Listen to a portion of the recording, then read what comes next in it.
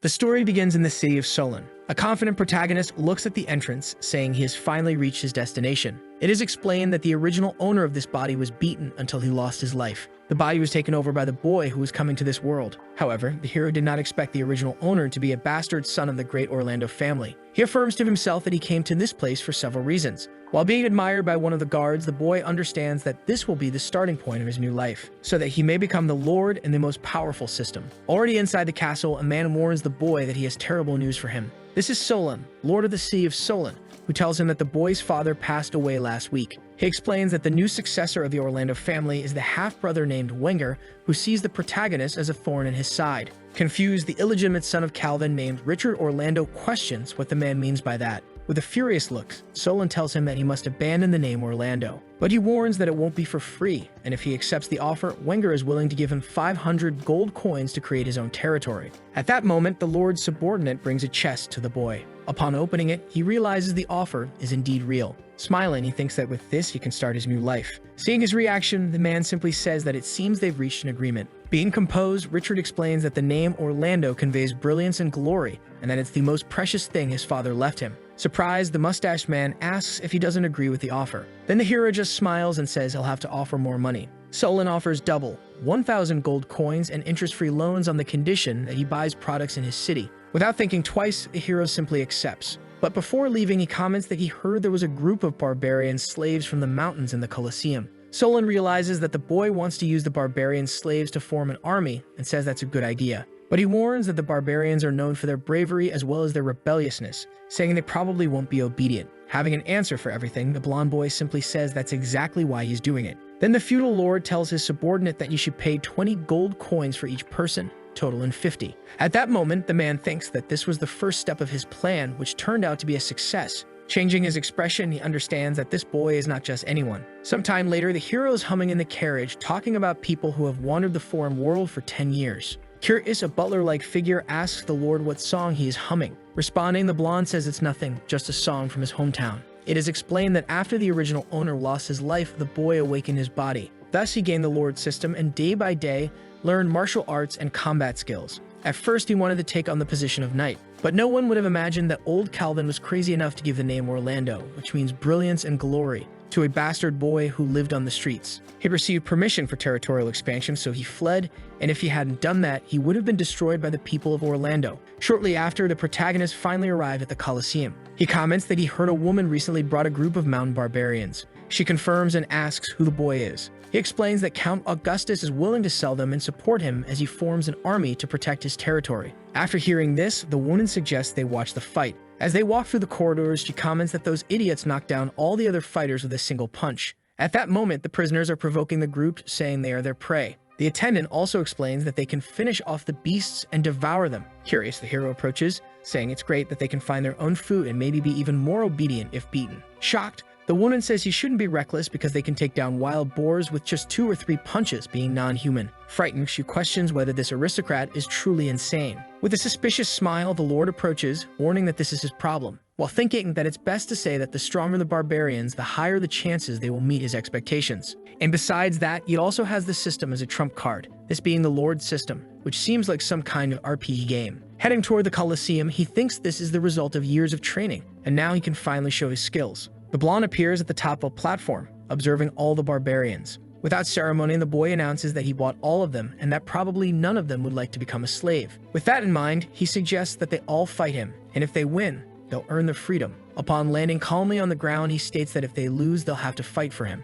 A muscular man appears, interested in the proposal, saying that fighting is what his group does best. Upon seeing the barbarian in question, the lord's subordinate and the staff are shocked. The man flexes his muscles and says the boy better not cry when he loses. Introducing himself, he says his name is Russell, a mountain barbarian. At that moment, the boy prepares to fight and explains that his name is Richard, a Pompian. From the top of the Coliseum, watching everything, the woman says the hero is really going to fight the barbarian. Worried, she explains that Russell is one of the best barbarians and has already killed several slaves. She then warns the subordinate that fighting him will be a threat and that he needs to convince the boy to stop. But the subordinate says that his responsibility is to follow the Count's orders to bring him and that he has no right to interfere in Richard's actions. Shocked, the woman thinks she has worked hard all her life to earn this position, and that if this aristocrat dies, her arena will be doomed forever. As the fight begins, all the barbarians start laughing at the situation, saying Russell will finish off that little boy. The man looks like a giant, at least 3 times the hero's height. Without ceremony, the barbarian charges at the boy, hitting him on the head. He quickly grabs the blonde by the collar and throws him to the ground. Wiping his hands, he says he expected him to have at least some skill. He then concludes, saying the boy didn't even last a second. Watching the fight, one of his companions says Russell even cracked the ground and that this massacre means the aristocrat won't survive. Seeing this, the owner of the coliseum asks someone to help him. Crying, she says her arena will have to compensate heavily.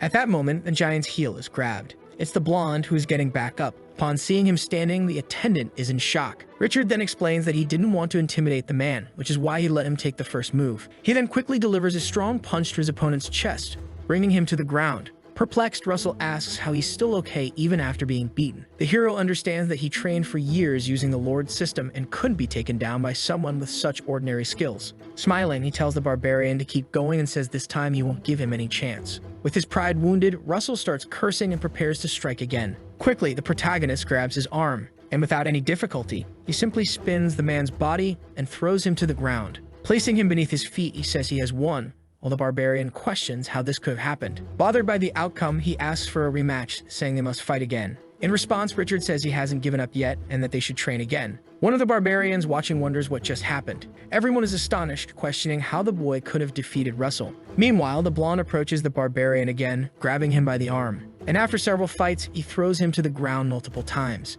Seeing the barbarian on the ground badly hurt, he asks if he's not going to give up. With his body trembling, the giant man tries to get up, saying they must fight again. Unable to walk properly, he claims he can still fight. His companion then tells the muscled man to give up since he's already lost 10 times. In shock, the brute questions if he was really defeated 10 times already. Then a woman appears, saying that it's enough and he must stop. She seems to be a prisoner and while in chains declares that she'll fight the aristocrat. One of the men comments that the boss is in action, while another says that the aristocrat is finished. The blonde in turn questions if she really has the right to make those decisions. In response, the woman defiantly says she just needs to finish him off. Being one of the fists, she says that when he loses her, they'll all be free. And she asks if he is a man of his word. Promptly, the boy simply says yes. Without ceremony, the leader of the prisoners charges at him. Surprised, the hero realizes she was very fast. At that moment, a beautiful woman appears, announcing that the barbarian Gunther has been detected as a hero. Quickly, the boy manages to block his opponent's strong punch, which is strong enough to push him back. Worried, he realizes that the system window almost screwed him over and that this is the first time he's seen a hero. Excited, he tells himself he must see how strong she really is. However, while he's thinking, the girl already comes at him again, delivering a punch strong enough to shatter the entire ground. Her subordinates, upon seeing this, become thrilled. From the top of the coliseum, the attendant is in shock, complaining about her arena. The man with purple hair realizes that the barbarian chief is unexpectedly very powerful and that this can't be good. Back to the fight, Gunther prepares to pull some stone from the ground, while everyone gets excited, saying the chief must finish him. Their chief then prepares for the rain of stones, launching a huge boulder toward the hero. When it hits the ground, the boulder causes massive damage. Worried, she walks around the coliseum and says now everything is screwed. Crying, she says the chief killed him and wonders what she'll do with her arena. Seeing the result, all the slaves start celebrating, saying the hero is dead, saying that the chief granted them freedom. Injured, Russell says those abilities weren't a big deal. But while he's saying that kind of nonsense, the hero begins to rise. Even the chief is surprised and loses her balance. With just one hand, the blonde managed to hold that massive boulder, saying it's a good material. In shock, the slaves realize he's not dead yet, while another says he must be holding on. Even the chief herself is shocked as well. The girl approaches, saying this is interesting and that they should continue. Mocking, the blonde says that to be the chief of the barbarians, brute strength alone is not enough. Quickly, the woman becomes furious and then prepares to attack him. Using her chain, she manages to wrap him up and throw him to the ground. With the boy trapped by her chains, the chief declares that he has lost. Apparently in trouble, the blonde comments that she thought of using the rock to distract him. While breaking the chain with his own hands, he says that's impressive. Seeing such strength, all the barbarians are in shock. The man also questions how it's possible for someone to do that. Gunther realizes that the chains which kept him in such a difficult situation for so many years were broken with the boy's bare hands. Richard praises her, saying she's fast, powerful, and has a strategy, making her suitable to become his subordinate. She realizes that all this time the boy hasn't been using his true power and questions what kind of monster he is. Annoyed, she says they're on the same battlefield and that he should respect her and do his best. She then states that otherwise, she won't submit to him. Arguing, the boy says that earlier she was chained and so couldn't give her best. Clenching his fists, he declares that now the real fight begins. Quickly, he rushes toward the woman and manages to land a strong punch, but she blocks it. After that blow, he already jumps toward her and smashes the ground. but the girl manages to dodge. The old Kratos lookalike says her speed is faster than the chief's. At that moment, the girl realizes the hero's hand is approaching. With just one movement, he manages to bring her down. Struggling, the girl realizes she can't move. She admits that she lost and that if he wants revenge for what happened before, he should go ahead and do it. Without showing any emotion, the hero prepares for the final blow. He quickly strikes the slave's shackles. The girl is left speechless upon realizing he didn't finish her. Smiling, the hero says she has two options. He explains that the first is to keep challenging him until everyone loses, or the second is for all of them to grow stronger together. In a chivalrous gesture, he extends his hand. Promptly, the girl accepts and stands up. Standing, she announces that all the barbarians must listen to her. Kneeling down, she declares that from today on, the aristocrat will be the new leader. The boy says his name is Richard Orlando, and that he will become the most powerful lord, and for that reason, they should follow him and become stronger. Upon hearing this, all the barbarians are left in shock. But they quickly begin to cheer for their new leader, saying they will follow all of his orders from now on. The lady of the coliseum can't understand anything about what's happening. Meanwhile, the subordinate understands that it makes sense that old Orlando passed the family name to the boy. While all this is happening, the system screen opens. The barbarian soldiers have requested to join the group along with Gunther. Without thinking twice, the protagonist accepts both requests. This is a barbaric and chaotic world full of bloodshed. Many wish to perform honorable deeds and aspire to become feudal lords developing their own territory. However, most of them died and left behind sorrow. After accepting the barbarian group, Lord Richard says he is truly excited about the journey to his territory. He arrives at an establishment along the way, aware that he needs to properly dress these tall and imposing people. Upon entering the shop, the soldiers are amazed by the wide variety of items available for purchase. The chief decided it was time to buy new clothes for all the soldiers present. Offering help to the customers, the gnome Megan appears, ready to assist in choosing the best outfits. Richard wanted to buy some useful equipment for his brothers, and everyone said the gnome had good weapons. Touching the wall, he says the boss seems to be the type of master who knows his merchandise. He presses his hand into the brick, triggering an unexpected change in the environment around them. The clothing display is suddenly replaced with one for weapons. Inside the establishment, everything begins to transform in a surprising and intriguing way for everyone present. The wall begins to rotate slowly, revealing a new space that no one expected to find there. In place of clothes, a warehouse full of war weapons and military equipment appears. Impressed, the soldiers start searching through everything, looking for something new. The protagonist asks for a spear and 3 throwing spears for each of his men. Even though it's not enough, he offers his coins in exchange for the weapons. But the gnome didn't do business with poor people and also didn't offer credit. Pressing the brick again, the place returns to being a simple clothing store. Pulling a sword from his back, he presents it to the merchant with a gesture of confidence. The curious merchant turns his small eyes to the object offered to him. The sword was known as the dragon's Vorpal, a legendary weapon with great power and history. Everyone knew that this sword could change the fate of many, bringing hope and courage to all. Cautiously, he thinks Richard must be an important figure to possess such a good sword, someone not to be offended. But the man does not accept the trade and offers credit to the young man. In addition to the weapons, he now also gets a leather armor. Everyone celebrates the purchase of new weapons, rejoicing at the opportunity to equip themselves for battle. The horned girl asks curiously what they would do next after the purchase was completed. With a smile on his face, he had already planned the next step. He would claim his territory, determined to show his strength and gain new allies. With their carriages and guards ready, they set off toward the destination they had planned. Richard constantly checked his map, making sure they were following the correct and safe route. But they didn't realize they were being watched by someone waiting for the right moment to strike. Harson, the goblin chief, was tracking every step of his prey, which carried many supplies. Lobis, the jackal chief, demands at least half of the weapons. But wolves are creatures known for having no brains. They were waiting for them to enter the backlands so it would be impossible to escape or call for help. Meanwhile, the wolves were desperate, eager for a good fight to relieve their tension. In the mountains, an observer continued to watch from afar, alert to all the group's movements.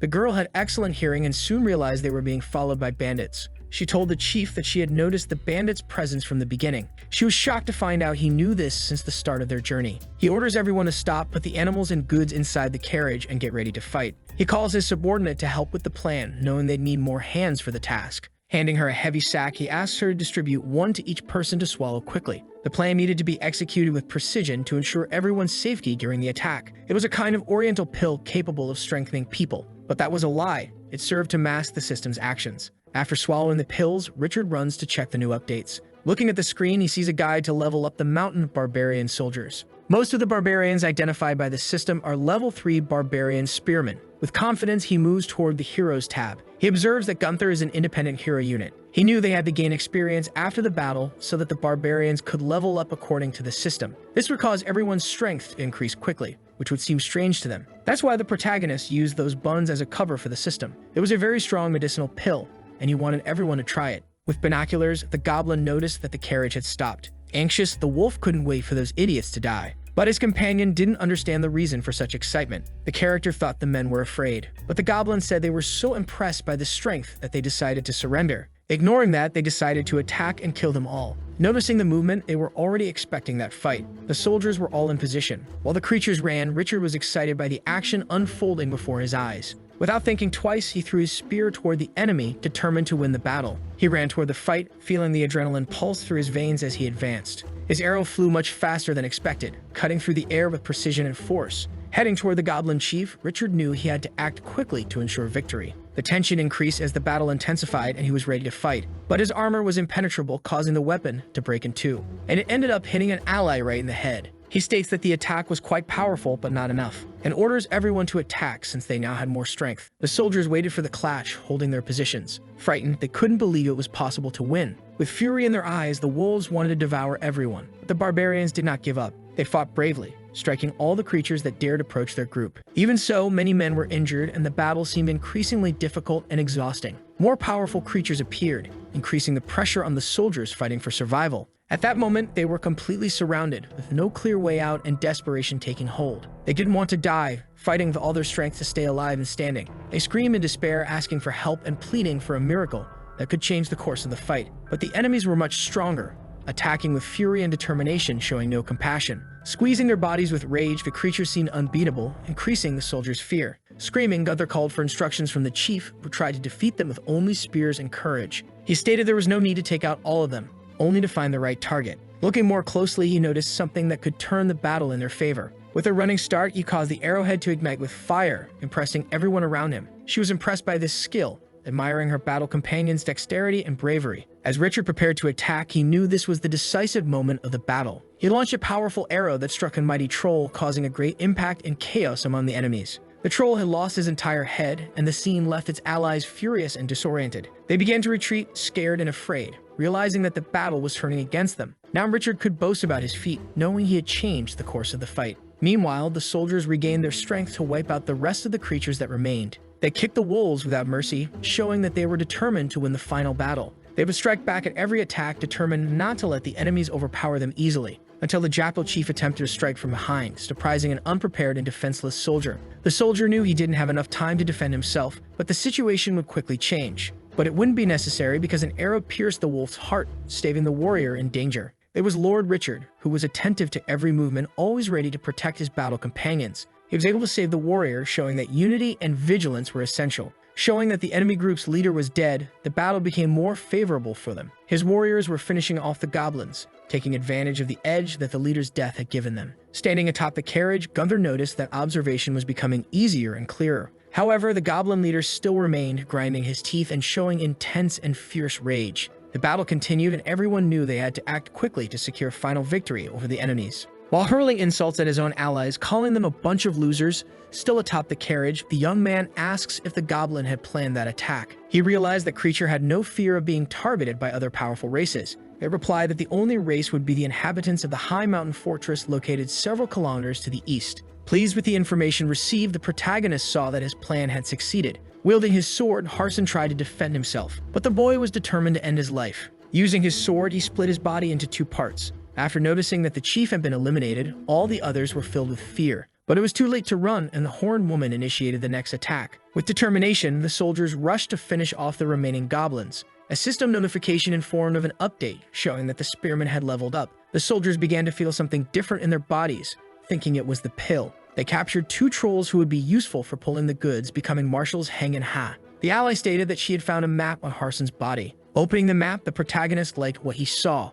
With a determined look, he decided on the next steps. They would march toward the high mountain fortress. Our protag comments that at the troll's pace, it won't take long to reach their destination. So he decides to check the system. At that moment, he realizes there is a quantity of bonus points to be freely spent. However, apparently the button to access the shop remains locked. Without much thought, he decides to increase his throwing mastery and physical strength using his points. In the end, he comments that mastery with each individual weapon can be increased not only with points but also with real combat. However, attribute points are restricted to talents, something he doesn't have. I'd even related to him at that moment. He gets a little awkward while reflecting that at this point, he's 10 times stronger than a normal person, basically a bully. The demon girl quickly exclaims to him that they had already arrived at the fortress, and we are presented with a very friendly and beautiful environment full of nature, rivers, and mountains. Everyone decides to take advantage of the moment to take a short break and bathe. However, the hero and the horned girl decide to wait for the others to finish bathing before they go. The other extras return with some prey, apparently rabbits and goats, which makes the protagonist reflect on his abilities. The demon girl starts sniffing something on his arm, and this makes her chief ask if she wouldn't like to bathe to get rid of the smell of so many battles. Showing a gentle smile, he says he will make sure no one does anything bad to her, which leaves her quite flattered by such words. Some time passes that afternoon. As mentioned, the horned girl decided to take a bath, apparently taking a good amount of time while relaxing. As night falls later that day, our heroes prepare to invade a cabin governed by kobolds, a type of creature that is half human and half animal. Our adventurers become quite confident upon seeing them and prepare to attack without much strategy. Already inside the place, we see two kobolds cuddling, but the female seems not to be enjoying it much. The product kicks in the door, smashing everything down. This scares the creatures present, who start screaming about the invasion, but there was no one who could help them. All the others were already gone. The dog, entering a panic, starts threatening the adventurers, saying his family is huge and they should leave him alone. But our hero just finds this funny and doesn't take it seriously. Soon after, they capture the creature and hang him upside down in a humiliating pose. But they release him after making him go through that shame. The red-skinned girl yells at the dog to run away, and he does as told, silently swearing he will take revenge. This invasion was so casually easy that it leaves the side characters puzzled. However, the protagonist didn't care much about that and was focused on the conquest, saying it was a good territory. Talking about the size for storing supplies, the open area for construction, and the watchtowers. It was indeed a great find. As they examine the place, some time passes. Our hero begins giving the order that it's time for them to have a new battle, this time his own territory. While explaining the terrain advantages, it seems his concern was exactly the revenge of the kobolds, because they were probably numerous enough to have conquered that place before. One of the allies commented exactly on that, stating that letting their leader escape might have been a poor decision. However, his chief retorts, saying they had spent a lot of money earlier buying equipment and it was time to earn more. He adds that it was easier to take down all the enemies at once than to go searching for them. He tosses a coin into the air and then slams it hard onto the map in front of him. Finishing with a punchline, he declares that it's time to take down all the monsters at once. On another day during the night, our adventurers are eating peacefully while doubts about the peace linger in the air. Breaking that atmosphere, an extra shouts that his chief was right, while another adds that there are troops stationed nearby planning a surprise attack. Our little blonde gets excited with this information and immediately stands up, preparing for the attack. Using binoculars, a hero observes some monsters sleeping in the distance. While wondering why, they shouldn't be sleeping during an attack, adding that those are probably goblins hired by the kobolds, and that he's going to take the opportunity to get rid of them. Concluding by saying he will take Gunther's team with him, but the rest should stay and guard the base. With a battle cry, he says to make the fight quick and end it now. The goblins were chilling, doing a cosplay of beach bums. But with a quick hand movement, a cabin door swings open, and the goblin inside barely has time to react before seeing a massive sword coming down at him. All that can be heard is a huge scream as liquid splashes everywhere. That couldn't even be called a fight. The green guys were getting crushed. Goblin Slayer would be proud of this scene. In his thoughts, the protagonist reflects that the barbarians were strong but disorganized due to a lack of training. As he watches his allies attacking the village, he burns with satisfaction, adding that his barbarians are now incredible warriors following his guidance, because the system had given them more than just an increase in strength. An extra was bragging in the background, until a mysterious earthquake seems to affect him. An earthquake followed by an explosion that throws him far away. From underground, a Draco Goblin emerges, a massive and powerful kind of goblin, similar to a hobgoblin, but larger and with horns. This scares the extras who witnessed the scene, with one of them exclaiming that this opponent has dragon blood. But before he can finish the thought, the monster lets out a roar as its war cry to confront them. And from underground, more and more goblins appear. The extras are confused, unable to understand how there were so many goblins there. It's like they didn't read the script. Meanwhile, the chief and his companions start taking the fight more seriously. That draconic one lets out a scream, calling forth another monster, which he refers to as the giant beast. Another crack opens in the ground. With a massive explosion, another creature emerges, used as a mount by that huge enemy. Those present are left in disbelief at what they're seeing. The mount is a sort of giant armadillo with a very tough shell. The warrior monster threatens them, saying he'll punish them right now. But the horned girl throws something toward the monster, a kind of spear which is easily deflected by the armadillo's shell, leaving her completely surprised. Wasting no time, the monster charges at her mercilessly while shouting threats, She prepares to defend herself, but our boy is faster, stepping in front of her. Next, he grabs one of the draconic mount's legs. With a swift motion, strong enough to crack the ground, he slams the monster brutally into the floor like a judo throw. Everyone goes silent for a few seconds as they try to process what they just saw, but the silence is broken by the goblins screaming in shock at the scene. The main soldier internally questions what the protagonist's strength limit could be, while the larger monster can't believe what happened. Our boy positions himself above the monster and says that for someone with dragon blood, he seemed much more pathetic than he dared claim. This enrages the monster, who immediately grabs his weapon, with a war cry declaring he will never surrender the draconian charges at the hero. But his attack is blocked and countered with ease. Richard punches him in the face while grabbing his axe by the blade. He finishes the fight by turning his back in a total badass moment, walking away from the monsters like a Power Ranger. Our hero begins checking the system window while reflecting on what to do next. This window pops up information about his allies leveling up as well as the experience he himself gained. Then in thought, he says he will use a bonus point to increase the horned girl's strength, while she brings the armadillo tied up in several chains with Extras by her side carrying the spoils of battle. In the greatest disrespect to the average worker, one of the barbarians comments that those monsters were too poor and had nothing of value. His boss observes this and comments that apparently they weren't the only ones in a difficult situation. In response, the tallest one questions the blondie about what would be the best course of action regarding the big armadillo, with our hero licking his lips and saying that maybe the animal's meat is good, which leaves the poor creature desperate and denying it.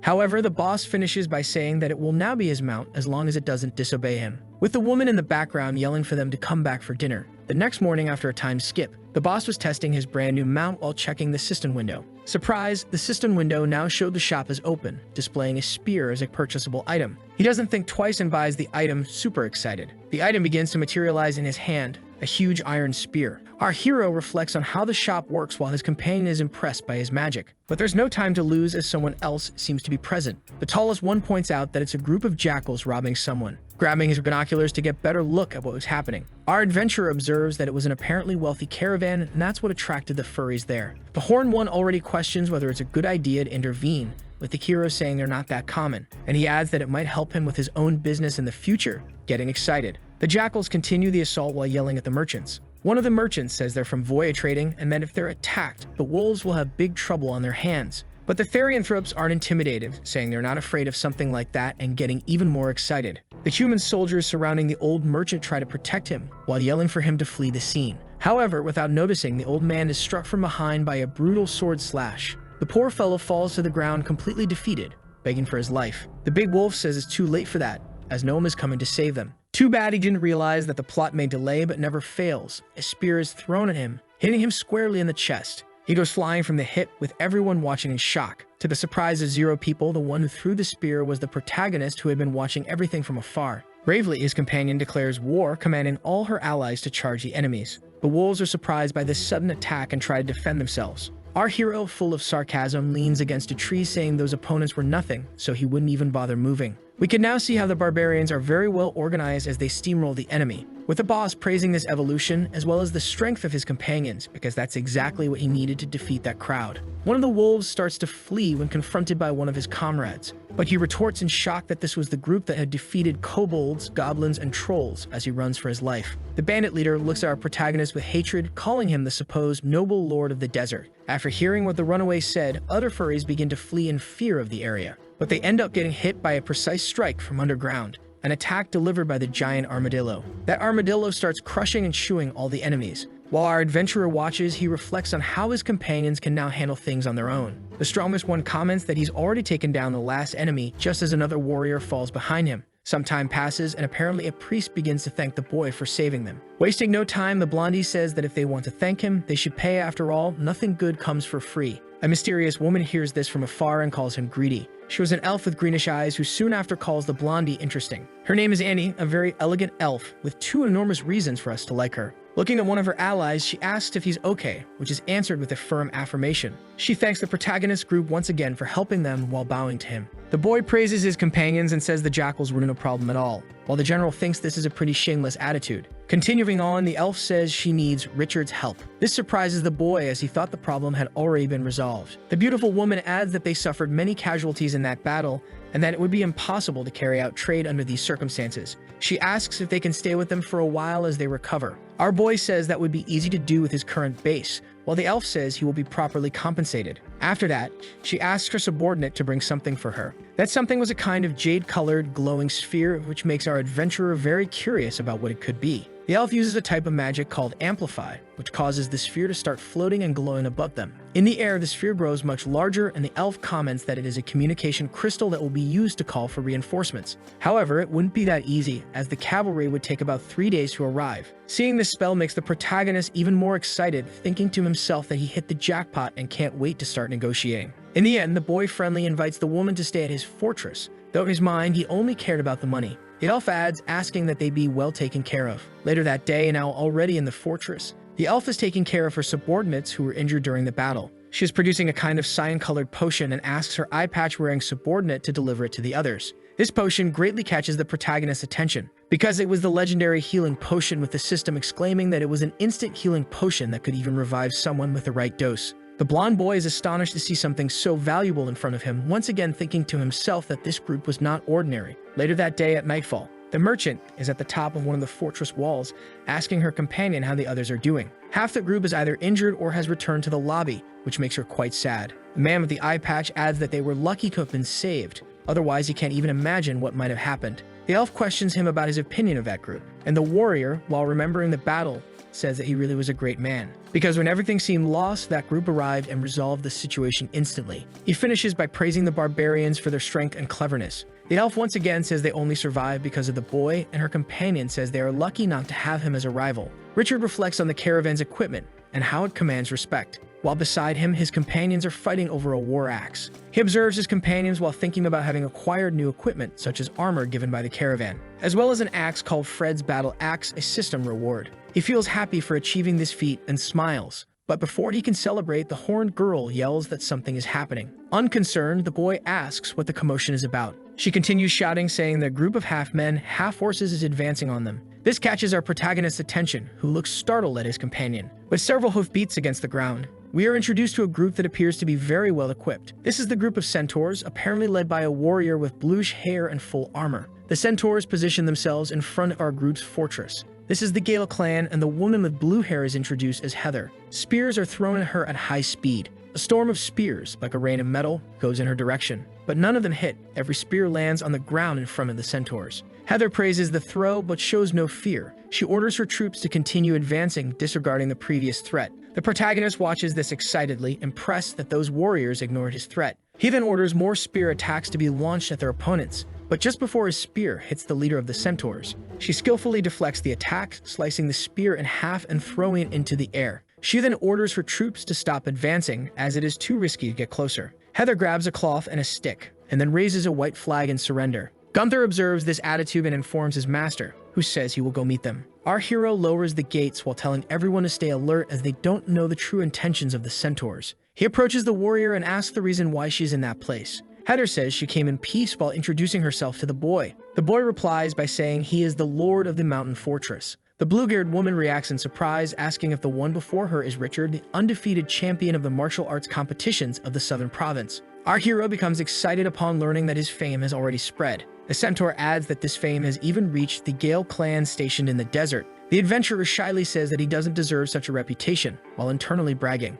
But there was no time for distractions. Heather quickly presents him with a document on a wooden tablet, saying it is something important. Richard cannot read at all what is written in front of him. However, the blue centaur states that it is an invitation to acquire more soldiers. She claims that this fortress has always been the property of the kobolds, and now they are forming an army. Gunther becomes irritated, saying that she already knew about the natives' hatred toward foreigners. But unafraid, the protagonist crushes the tablet while saying that the kobolds will return to try to take the fortress again. The centaur warrior adds that these monsters have shamans and sorcerers at their disposal, so they should not be underestimated. The protagonist interrupts her briefly, asking what her real intentions are. The warrior affirms that since they were great warriors who had faced many hardships, the centaurs would help them. This leaves Richard confused, questioning why the warrior is helping him instead of the native kobolds. Hearing these words, the leader of the Gale clan says she used to belong to the orc people and would never join those natives, nor become a bandit. As she recalls that time, we see that they were just farmers living a peaceful life. They were also very formal, even artists with a refined culture.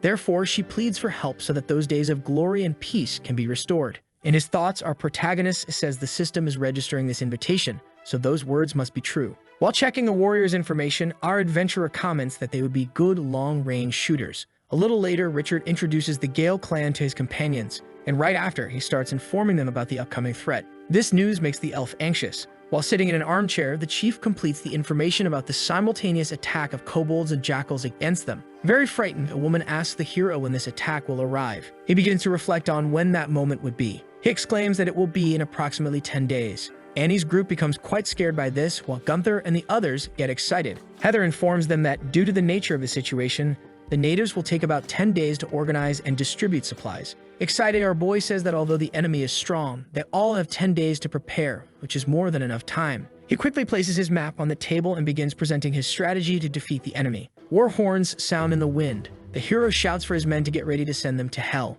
Then the brat continues, claiming that they will annihilate them. And finally, he gives the final order to attack. Richard calmly puts on the helmet of his armor and thinks about how heavy it is. The elf asks the Lord what the battle plan is and what they should do. The noble replies that they should fire 2 rounds of arrows and kill 100 of them, and that the rest will flee. Worried, Annie says that the enemy has between 500 and 600 soldiers, which is 6 times more than their army. The kid replies that he knows that and that she should just follow his orders. Then we see the monster hordes approaching. The general tells a kobold that this time it will be over quickly. Then the chief replies, warning him not to underestimate their leader. While the warrior doubts, we see the hero calmly facing a creature. The commander continues, saying that this time his army is mounted and will tear them apart. Then the monster declares that they gave their enemy the chance to live, but they wasted it. Richard appears atop his creature, giving the order to fire. At the same time, the opposing general gives the order to attack. Arrows are shot by the centaurs and rain down on the enemies. At that moment, the battle begins. The monsters retaliate by throwing spears, which are deflected by the warriors. The ground suddenly starts to crack and swallows a horned beast.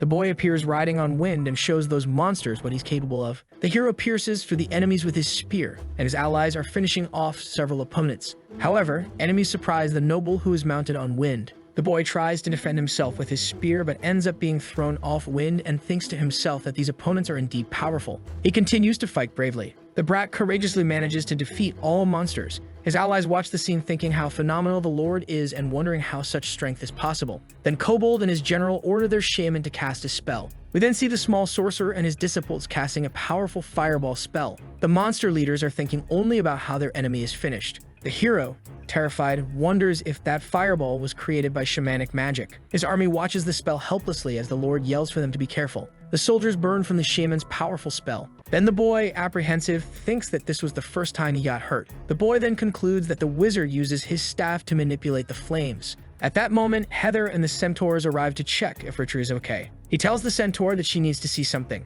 and asks if it's possible to shoot the shaman from that location, and she replies that it's no problem. The leader then gathers the centaur archers and orders them to fire, and she confidently yells not to stop. The enemy general panic screams that it's raining arrows and to protect the sorcerer. Monsters appear with shields to block the arrows, and then Richard throws his spear and says that surprise is the most important part of an attack. The enemy general says that as long as the shaman is protected, everything will be fine, and he doesn't notice the hero's spear approaching. At that moment, the weapon hits his chest squarely. The beast falls, finished, on top of the sorcerer, breaking his staff. This causes the fire spell to fall on the monster's own army. The event creates chaos among the enemy hordes, annihilating many monsters. At this, the hero can only think that now the enemies are getting a taste of their own medicine. Kobold then appears, desperate, looking at his annihilated general. He panics and asks the shaman what he should do now. The wizard then begins to cast a new spell. We then see the Lord saying the battlefield can be cleared now, but he looks on in shock at a movement. Terrified, he witnesses the defeated monsters rising again, and he wonders if that's red fluid magic. The zombie beasts run ferociously toward the noble. He slays them with sword strikes.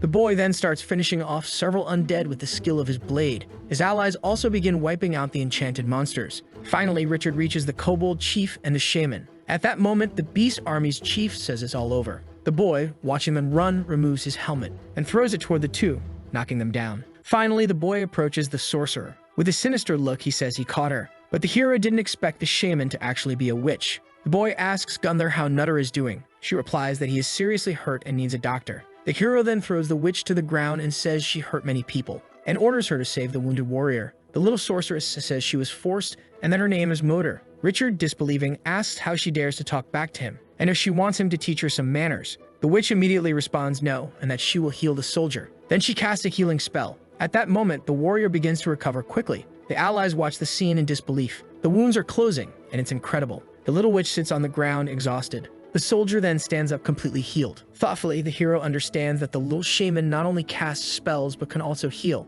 and that it would be very useful to keep her around. Gunther asks what they should do with the defeated monsters. The boy replies that she should call more people to clean the battlefield, and to take everyone who's still alive to become slaves. Then we see the boy happily distributing points in his system to his allies. But Gunther asks what they should do with the witch. He replies to take her along with Kobold and find out where their hideout is. At night, already in the fortress, the hero is distributing points in his system. At that moment, the centaur enters, stating that there's nothing they can do about the shaman. They tried to threaten and intimidate her, but she says nothing. The boy laughs, saying they're probably using the wrong methods. The scene cuts to the little witch threatening to turn everyone into tiny insects. Richard enters the shed, and the little witch claims that his subordinates don't know how to respect a powerful shaman. He then friendly asks her where her hideout is. She, annoyed, says that she has a name and that she is of the Red Dragon lineage. The brat interrupts her with a punch to see if she comes to her senses, leaving the centaur speechless. He then asks the sorceress again where her hideout is. She immediately answers that the hideout is 200 miles away in the mountains.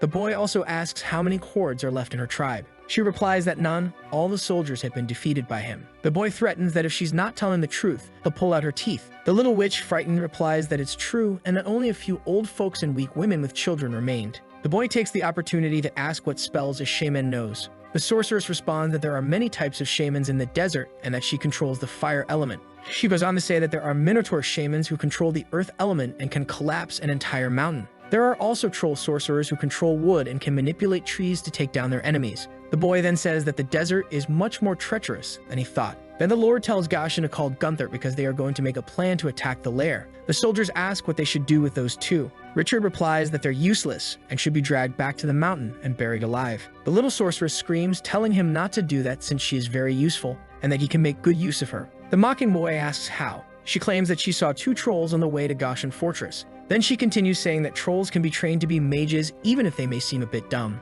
The little shaman continues saying that she could see those trolls have rare talent, and that if she trains them well, she will be able to turn them into powerful sorcerers. 2 days later, we see huge explosions and Richard yelling at the slaves not to slack off. The boy asks Heather how things are going. She replies that everything is going as planned and that the reconstruction of Gashin Fort will begin that afternoon. The centaur explains that to defend against enemies, they must build a firm foundation and reinforce the walls. Proud, the boy thinks that Gashin Fortress will now become the strongest in the desert. The boy then asks his ally to investigate the mountain lair the shaman mentioned.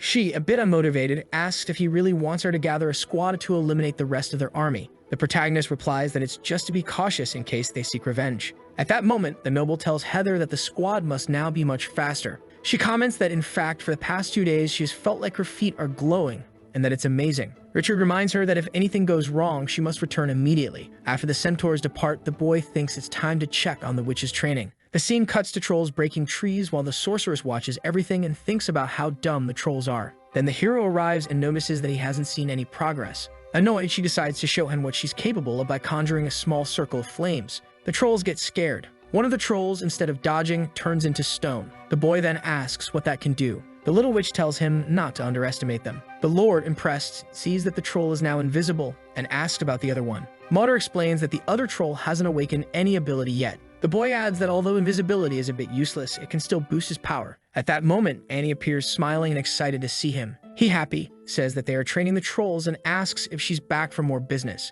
She says she's on her way to the dwarf tribe for work. Richard notices that the wagons are full of coal and asks the elf what all that coal is for. She replies that it is used to trade for gold with the dwarves, but the boy wants to know what they use it for. Annie then responds that it's for smelting iron. He questions in surprise how much ore there is in the desert to require so much coal. She says the dwarves found mines in the lake and got in contact to buy coal, saying the more, the better. Suddenly, a messenger bird arrives for Richard. He says it's a warning from the governor of Solen, demanding that the nobles outside the city return immediately. Abruptly, the centaurs return. The boy is amazed at how fast the centaurs came back and asks if they encountered any resistance. Heather states that there is no threat in the lair. However, on the way back, they found piles of slain dwarves left on the battlefield. and there were only the bodies of the dwarves, so they don't even know what finished them, until they see that it was bear men. The centaur, astonished, asks how he knew. The boy replies that he just received a message warning about the bear men, and he asks if he's going to return to Solen with them. The hero responds that going back means running away, and he orders the centaurs to return and get a good rest. Annie, impressed, asks what his plan is. The boy then says that since she won't be able to do business with the dwarves, why doesn't she supply him with the coal? Sometime later at the war camp, the elf asks if he's forging his own weapons. He replies yes, and that Goshen Fortress must be well armed to withstand unknown enemies. Then the boy asks Gunther if it's ready. Excited, she replies yes, and that everything was done according to the instructions. He then turns to Annie and says he's going to show her his treasure. She, along with the little shaman, is shocked. The brat then claims that it's something that exists only in his homeland. The scene cuts to a sunset where crows feed on slain flesh. The protagonist then asks Heather if that's where she found the bear men. She simply replies yes. Then the elf comments on how terrifying the physique of those monsters is. The centaur says those beasts came in great numbers, and they only survived because they ran for their lives. The hero then thinks it's a good thing the centaurs had a high level of agility, otherwise they would have been taken down. The boy asks them to look for anything useful that might have been left behind. But everything was taken: gold, coins, and food. Absolutely nothing remained. Annie says that bear men are greedy and violent creatures, and that nothing of value is ever left in such a place. Richard says it can't be said for sure, because the notion of value may vary for each individual. He then looks intrigued at a large jar. Excited, the boy calls the others to see what this black stuff is. Soy sauce, says the brat. The Lord says the monsters don't understand the benefits of soy sauce, and the elf asks why he's so excited about it. It's the first time he's found soy sauce since the city of Corin, and it's very delicious when added to food. The hero gets excited and says they could open a restaurant, get the nobles hooked on the flavor, and make money. The elf just thinks about how the boy has such an entrepreneurial mind. The boy states that it's getting late and that they'll spend the night in tents. Then one of his subordinates asks why they'd spend the night there if they only came to investigate the situation. The boy replies that he's right, but that they couldn't leave without finding the enemy. The warrior then asks the Lord to explain what he has in mind. The elf says that since the beasts are attacking the dwarves, it would be better to stay away. She says that even so, Richard insists on staying in the middle of the mess, and he asks why the beasts started the war. Annie replies that it's because he was eyeing the iron ore, that the boy comments that she's right, and that this mineral is a very important resource. The protagonist explains that in this era of war, the one who has the most resources will hold all the cards. And he goes on to say that this wealth belongs neither to the dwarves nor the bearmen, so he could take a share of it. Annie argues back, asking if he's crazy, and the hero replies that if it's so dangerous, why does she follow him there? Besides that, the boy states that the strength of the high mountain fortress is not what it used to be. At that moment, reinforcements arrive. The boy states that even his former enemy, the sorceress, is there. Then he asks if she doesn't think his army is better than many legions. Annie responds with a serious expression, asking if he's sure about that. He confidently says that if she joins him, absolutely, and says that if they win, she'll get half of the iron ores, thinking that if the elf joins him, he'll be able to persuade the dwarves, and so they strike a deal. After that, within the warrior's army, Richard gives a speech saying that this time the fight won't be just for Goshen Fortress, but also for themselves. The noble says they'll unleash terror in the war between dwarves and bearmen.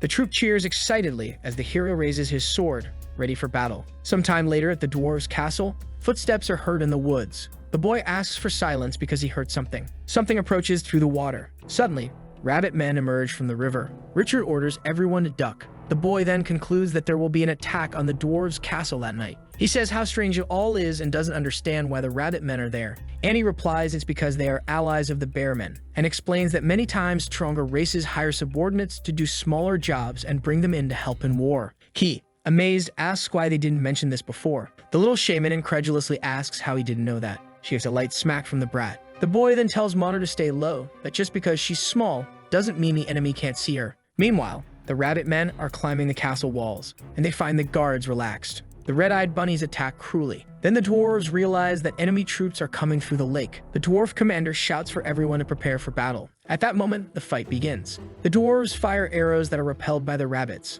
The enemy army advances across the river. The dwarf warriors prepare behind the castle walls. Then the rabbit general orders the final attack, but they are surprised by an explosion that throws them into the air. The rabbit commander, terrified, sees Richard from the rear and orders his soldiers to kill them. Another battle begins. The Lord easily eliminates the rabbits with his sword. Gunther does the same, because even though the rabbit men are numerous, they're very easy to defeat. Suddenly, a monstrous beast appears. Frightened, the boy wonders if that tremor was an earthquake. At that moment, he turns around and comes face to face with a bear man. The beast charges furiously at the boy. The protagonist manages to block the attack with his sword, but he's thrown several meters away. The boy briefly thinks about how terrifying those monsters are. The bear men shout for the rabbits to join them, and the two armies unite in a brutal attack. The centaurs retaliate with their arrows. More rabbits arrive via the river. The enemy nears the castle gate. The little shaman then says that apparently she's going to have to handle this, and cast a massive fireball that falls on top of the monsters. The troll trained by the sorcerers fights fiercely against the bear men.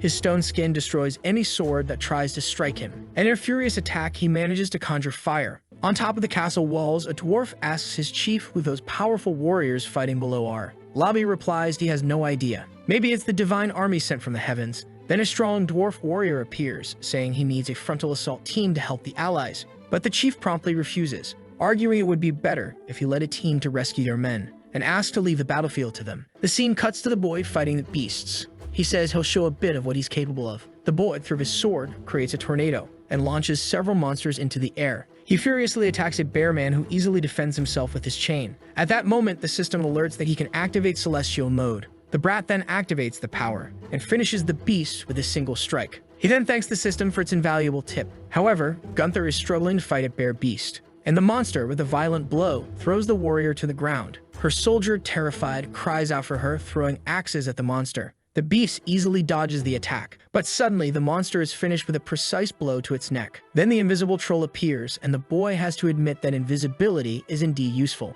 Everyone then runs over worried about Gunther, but she is fine and thanks the stone-skinned troll. The hero then says that stone skin and invisibility can be added to the team. The girl, excited, says they had another perfect victory. However, Richard, with a frightened look, turns and sees the monsters' bodies rising again. Motor then says that this is a primary fury spell and that they are minotaurs from the Crescent tribe. The scene cuts to the south of Pompeii, where the minotaurs are. They are wild and warlike by nature, relying on the primary fury spell of the minotaur shaman. The horned beasts are invincible in battle. The fierce and tyrannical minotaurs are known as the tribe of the roof of the red liquid. The scene returns to the battlefield, where the zombie monsters have come back to life. Richard asks the little witch where the minotaurs are. She replies that it seems the primary fury spell is being cast remotely. The boy responds that if that's all, there's nothing to fear because these zombies are no match for Gunther and the other warriors. The soldiers are easily eliminating the zombie army. The Lord says there's no reason for that because since they helped the dwarves, they can now access the iron ore from the lake. Then the noble says it's time for them to meet their new friends. But Lobby asks them to stop and asks what they came looking for. The boy introduces himself and introduces Anne, stating that they are there to reinforce the defense against the monsters. Then the dwarf chief recognizes Anne and asks for the gates to be opened immediately. He apologizes for his rudeness and invites everyone inside. The elf then introduces Richard again and thinks to herself that Lobby is really an idiot to treat a lord that way. Then the dwarf chief thanks the forge god for their survival and invites Anne into the chamber. At that moment, the brat thinks that instead of thanking the gods, the chief should be thanking him. The short one says he wasn't expecting her, and the elf replies that she came as soon as she heard about the invasion. The dwarf replies that they couldn't have held on much longer. Unable to hold back, the boy lets out a small laugh. Seeing this, the chief glares furiously and asks what he's laughing about. Then the boy replies not to take it the wrong way and that he wasn't laughing at him. Annie then tries to calm things down and tells the dwarf that Richard is there to help him. Lobby then replies that he must have many abilities. The boy responds that unfortunately, he has none. Surprised, the short one asks how he's a famous warrior then. The boy replies that it's due to merit, and Anne tells him to stop joking. The elf says the danger hasn't been eliminated and asks what Lobby intends to do. Then the dwarf chief comments that he's afraid but will first get a good night's sleep and think about it tomorrow. At that moment, the boy asks where they will stay. Impatient, the bearded one says there are many empty stone houses and they can use any of them. As they leave, the elf tells Richard that Lobby is very rude and hopes he didn't take it personally. Then the boy tells her not to worry, that he's not as petty as the dwarf. Annie says he wasn't like that before the war. The boy comments that he's not fit to be a chief. The girl tells him not to be so harsh on the bearded one since not everyone is fearless in war. The protagonist replies that everyone can fear war, but you only win if your enemy fears you more. He says goodnight to the elf. The scene cuts to some injured dwarf warriors. One of them says to stay quiet because they don't want to wake the barbarians and trolls inside. Then the hero asks Heather if she's still awake. She sleepily replies that the room is too small and that she'll sleep outside. But she hears a strong tremor. At that moment, the boy gets up saying the house won't last much longer, while thinking that this isn't an earthquake. The sentries report that the bearmen and minotaurs are approaching. At the same time, the dwarves are amazed at how fast the boy's troops got ready for battle. The protagonist then looks ironically at the dwarf chief, amazed that he actually came. Furious, Lobby says he's prepared to fight to the death. The lord then asks how he plans to deal with the minotaurs. The general says that the minotaurs are impulsive and that they will be lured inside, then separated and finished off one by one. Besides that, they are tall, and unless they crouch down, it's difficult for the minotaurs to hit the dwarves. Sandak asks the boy to keep his troops in reserve and says the dwarves will try to handle it. Meanwhile, Heather and Gunther joke around and the boy watches everything with irony. Some dwarves comment among themselves that if the minotaurs enter the city, everyone will be dead. The general then tells them to be quiet and focus. Gunther and Richard observe the enemies and joke about the possibility of selling them to the coliseum and making good money. The two laugh the joke while the dwarves watch them, thinking they must be crazy. Lobby asks the Lord if he still has those fireballs, but they all ran out in the first wave of attacks. Then the chief asks his general how many bows are left, and he responds that only 6 remain. Frightened, the bearded man says they should all be fired at the minotaurs. On the battlefield, the bear men decimate the dwarf army. Subdue the minotaurs. Lobby then orders the arrows to be fired. A rain of them is launched and some enemies are brought down. However, the monster army remains enraged. Gunther observes with the boy that the dwarves won't hold out for much longer. The boy asks where Mater is and Gunther replies that she had just been caught trying to escape. She then appears being carried by 2 soldiers. Richard, irritated, asks how she dares try to escape while the enemy is attacking. The witch says the dwarves are no match for this and so she got scared. The noble argues that she can cast the red liquid spell and there would be no reason for her to be afraid. At that moment, the dwarf chief gets excited upon hearing about the red liquid spell and asks for it to be used. The boy then tells Motor that he will remember her cowardice. Then the hero orders the little one to cast the red liquid spell on the furious minotaurs. Incredulous, the witch asks if the boy is going crazy. He simply tells her to follow his orders. The shaman then casts the red liquid spell on the minotaurs. The dwarf chief, worried, asks if the spell won't increase the monster's fury and says the boy is completely mad. But the noble keeps ordering the witch to cast the spell. The more she casts it, the more furious the minotaurs become. This fact throws the dwarf army into panic. Little Motor, terrified, says the situation is out of control. The boy calmly asks her to calm down, open her eyes, and just watch. It is explained that the larger the creature, the faster its heartbeat. The spell of Primal Fury and the red liquid increased the strength of the minotaurs, but also sped up their heartbeats, until the beast's hearts passed their limits. Gunther watches all of this in disbelief. Lobby asks how all of that is possible, and he asks the Lord what is going on. With a smile on his face, the boy replies that everything has its laws and even minotaurs have their limits. And the boy continues explaining that the spells turned them into very strong creatures, but their hearts couldn't keep up. Excited, the dwarf concludes that the accumulation of spells caused a heart attack in the monsters. The boy replies that that's exactly what happened and that it was their own bodies that defeated them. Everyone is amazed at the boy's wisdom. Richard, proud, says that the final stage of strength is vulnerability. Excited, the little shaman tells the boy that it was she who cast the spells. Then he looks at her and says that she thinks of herself as an experienced shaman. However, experience means nothing when one flees from stronger enemies and only takes the credit when victory is achieved.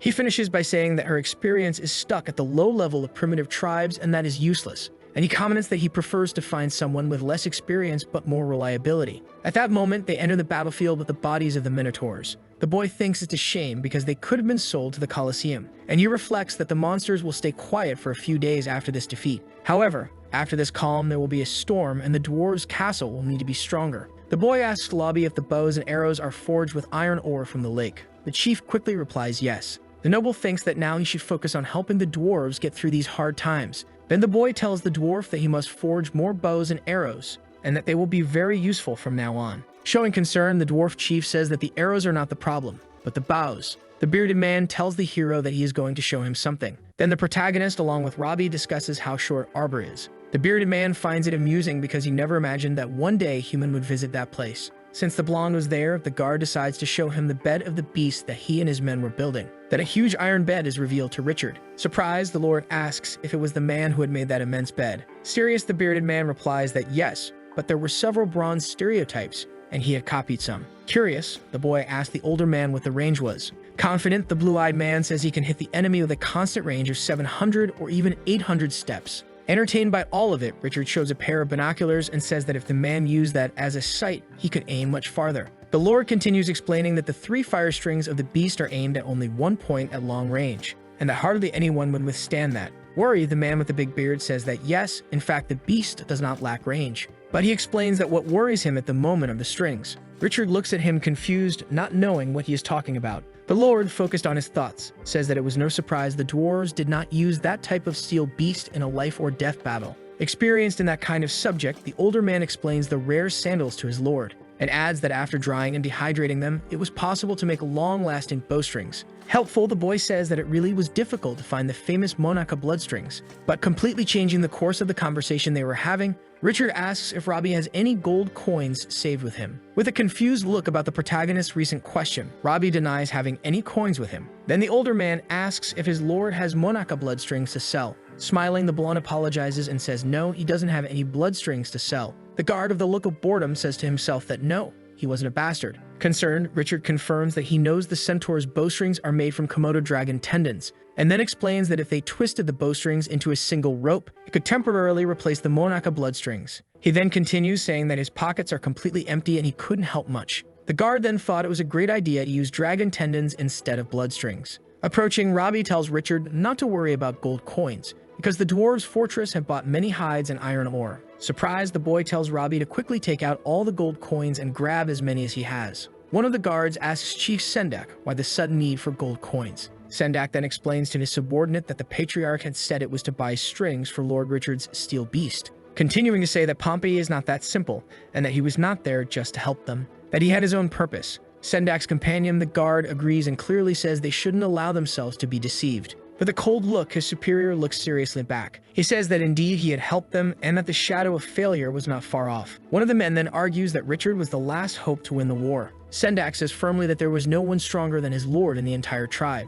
Looking around, he realizes that most of the men agree with him. The men then head toward all the preparation for the great moment. Robbie, anxious about all of it, tells Richard that if a large number of enemies attack, the sequences won't last long. Incredulous, his king asks if he was afraid of losing. No longer able to contain all of his frustration, the bearded man says that he is not afraid. But the truth is that the war had already been going on for half a month, and that half of Dwarf Fortress was dead or wounded. With a carefree expression, the blonde confesses that there is a smarter way to fight this battle. But first, he asks himself if the cause of this war is the iron ore that Robbie guarded so closely. Continuing his explanation, he says that they could first evacuate, and then leave Bay of Lake to be taken so the other tribes could fight among themselves for vitality until it dies out. Astonished, the older man says that there's no way he could rent out Bay of Lake. Intrigued by the older man's reaction, Richard asks why. Nervous, Robbie says that in truth, they weren't just guarding iron ore. He is instantly left speechless by the news, and he immediately wonders if there were other secrets being kept. The men gathered in the kingdom's hall discuss that this was the most important secret of Dwarf Fortress.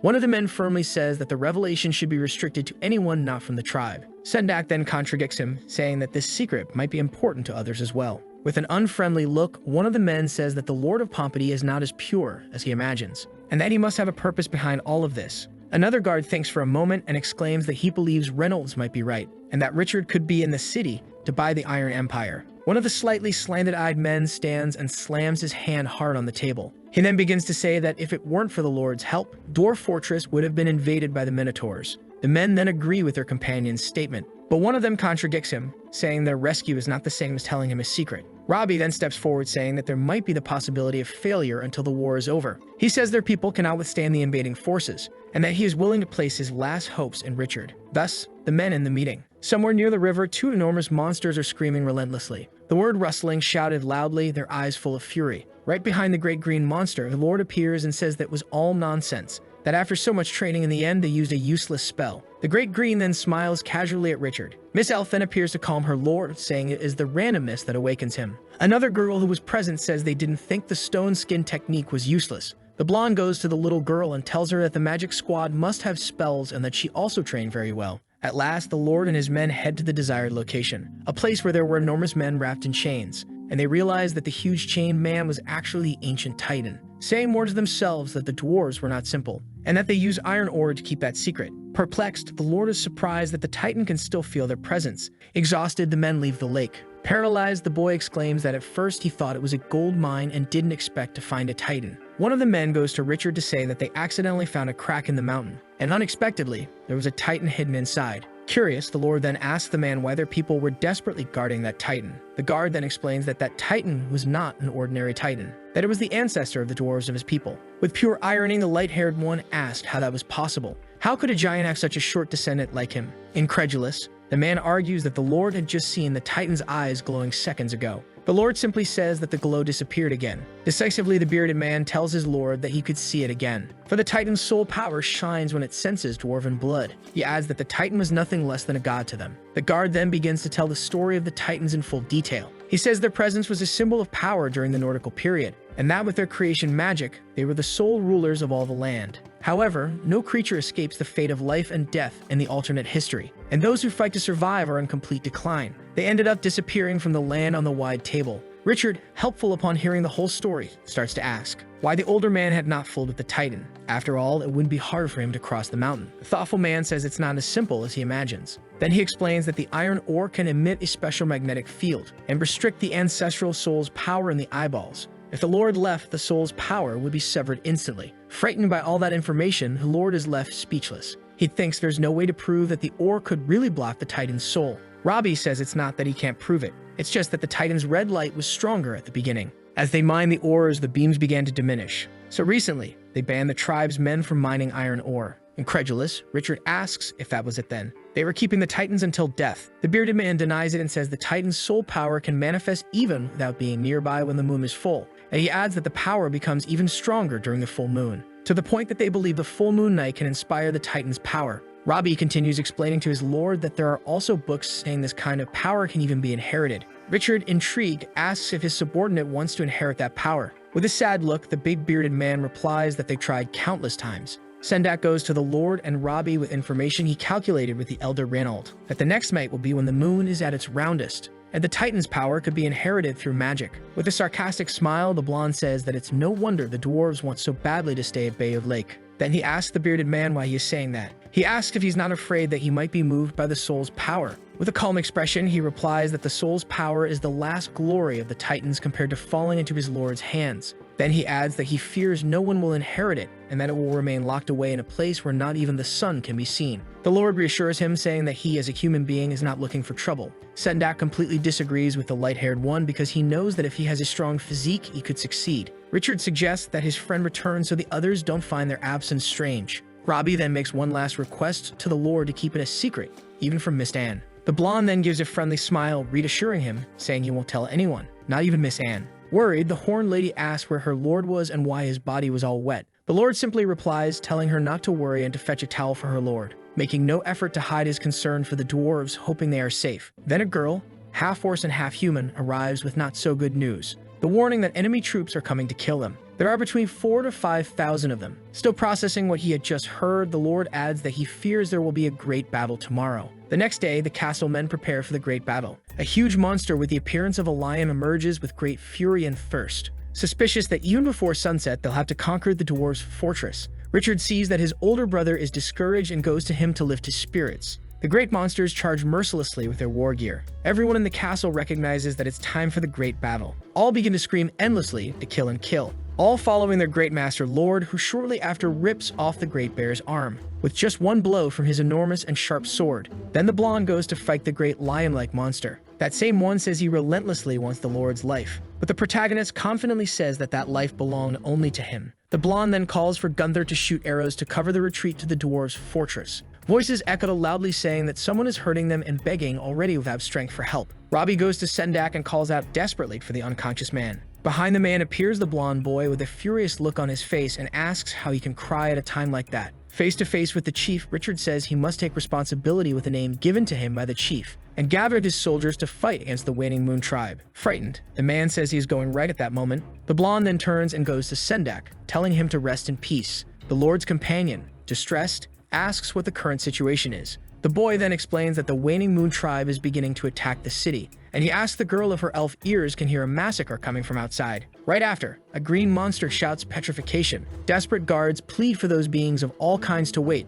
but those monsters don't listen and charge at the guards. One of those beings suggests that the guards should run because the Mu tribe is there. A little girl on the shoulder of a monstrous being says that this is bad because the enemy was now inside the castle. Miss Elf then asks how this happened so quickly. Richard, outraged by all of it, asks the monstrous guard why he didn't attack them with fireballs. On top of the castle, guards were saying to each other that fireballs wouldn't work because it was raining heavily, and they wonder where Gunther and Hunter were. Soon after, a massive fireball is hurled into the castle. Gunther comments that it's nonsense. Behind the horned girl, the blonde asks if she's okay. She says yes, she's fine, but that the artist Anakin couldn't prevent the city from being attacked. Already impatient with everything, the blonde asks Lobby how many men he still has for the great fight. The bearded man tells the blue-eyed boy that he has about 100 people. Confident, the protagonist thinks and exclaims that it could mean each one would have to fight 10 of them. Richard, determined, says that his group should break their formation first and then attack all at once. Then the fight begins, plunging everything into complete chaos. The Lord, confident, says they deserve to see his strength just once.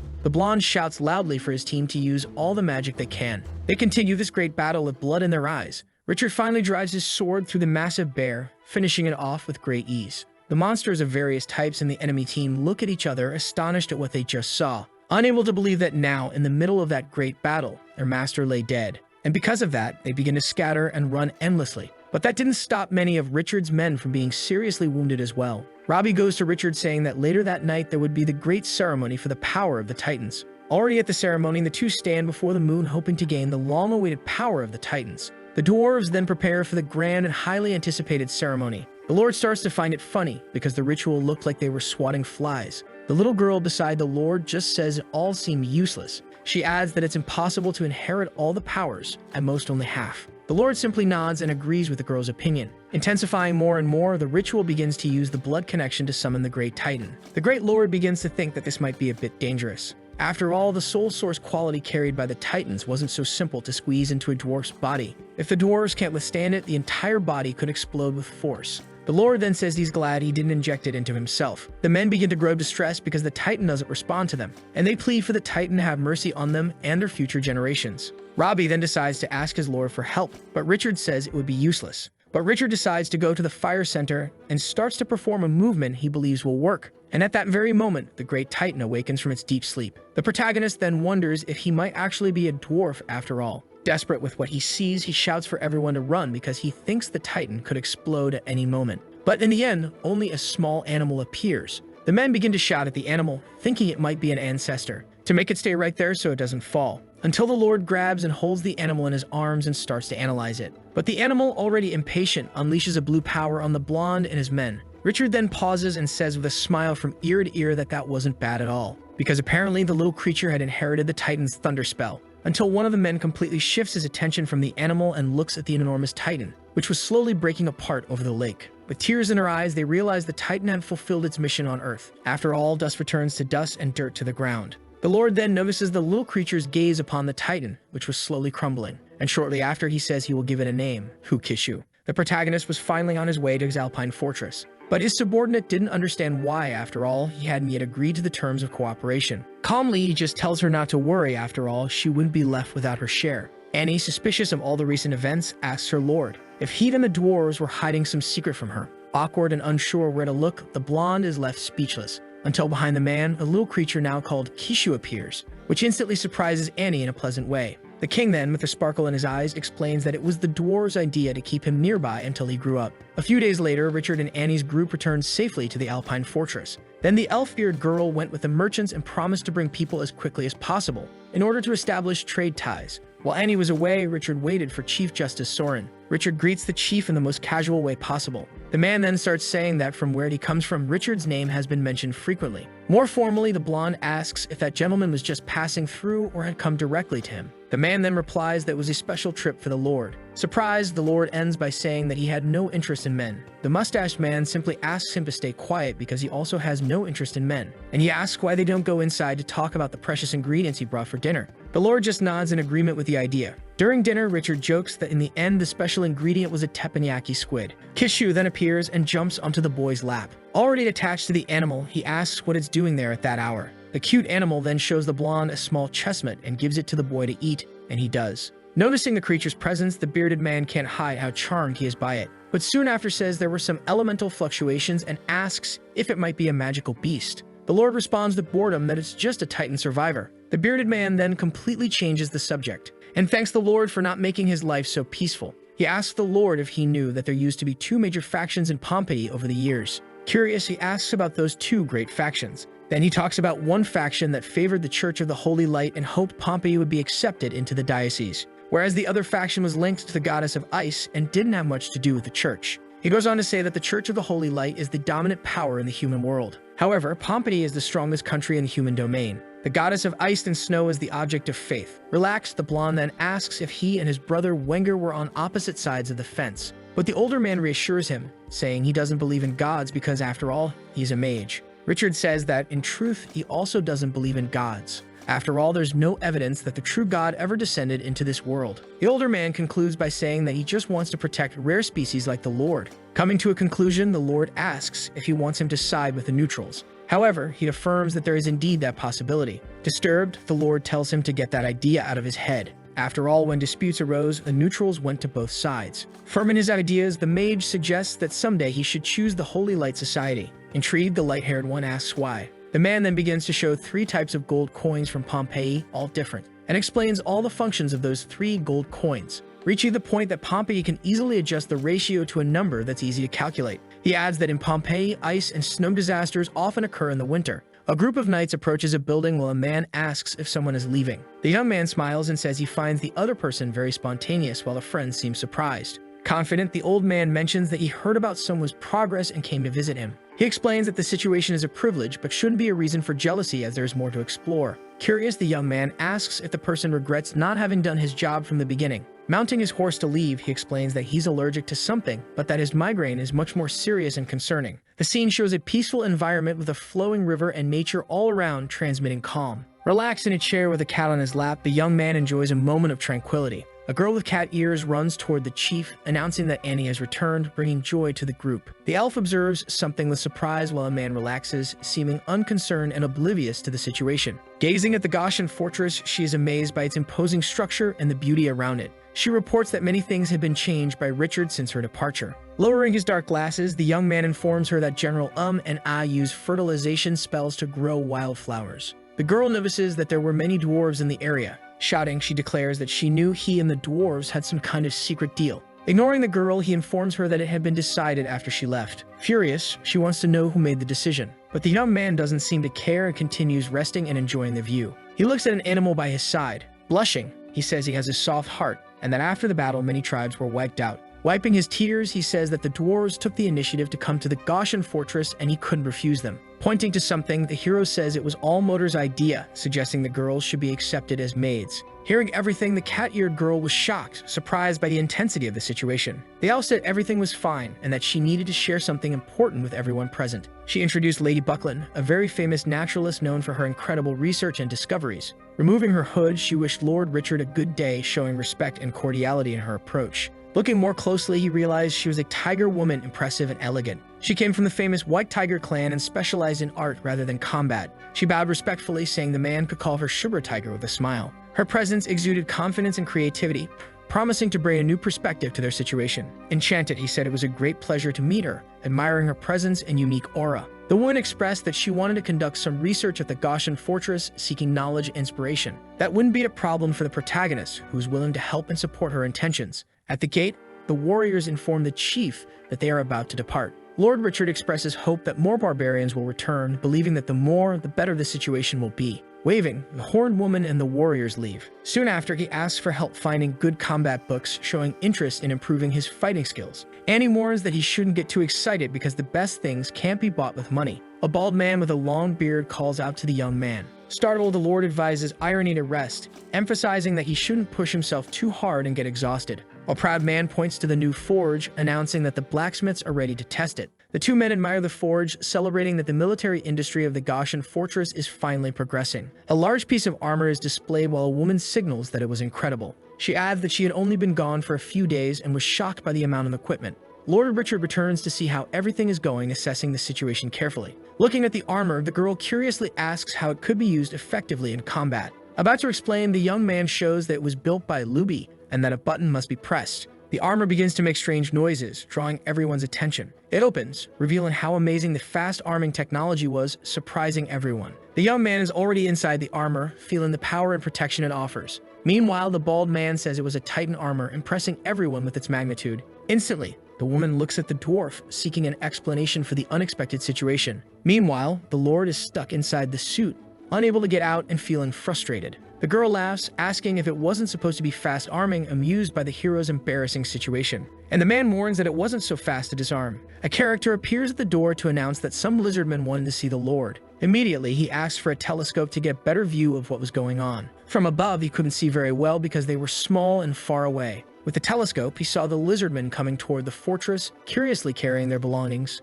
The attendant informs that they wanted to visit the protagonist, bringing an important message that could not be ignored. Excited, the horned girl asks if she should capture and interrogate them, until someone realizes they were preparing to go to Pompel. Intrigued by the information, the young man asks why they were heading there. Mrs. Buckland informs him that His Majesty Sagres began recruiting powerful beings years ago, so it was normal for them to go there. The youths underestimated the lizard men, but the elf pointed out that they were excellent dragon donors. At that very moment, the young man was shocked to hear about dragons, but the girl clarified that they weren't real dragons, but another kind of beast called Scalers Stepsaurus. Annoyed, the man argued with the girl for not mentioning this information earlier since it was important. Mrs. Buckland says that scalers are very special, possessing unique abilities that set them apart from others. She explains that a lizard man is born at the same time as a Stepsaurus, sharing an ancestral connection. That's why the term dragon tamer wasn't accurate, as they were blood relatives bound by history. These beasts were a byproduct of the scaled one's reproduction since they were born fertile. But interested in the topic, the Lord wanted to know the size of a Stepsaurus.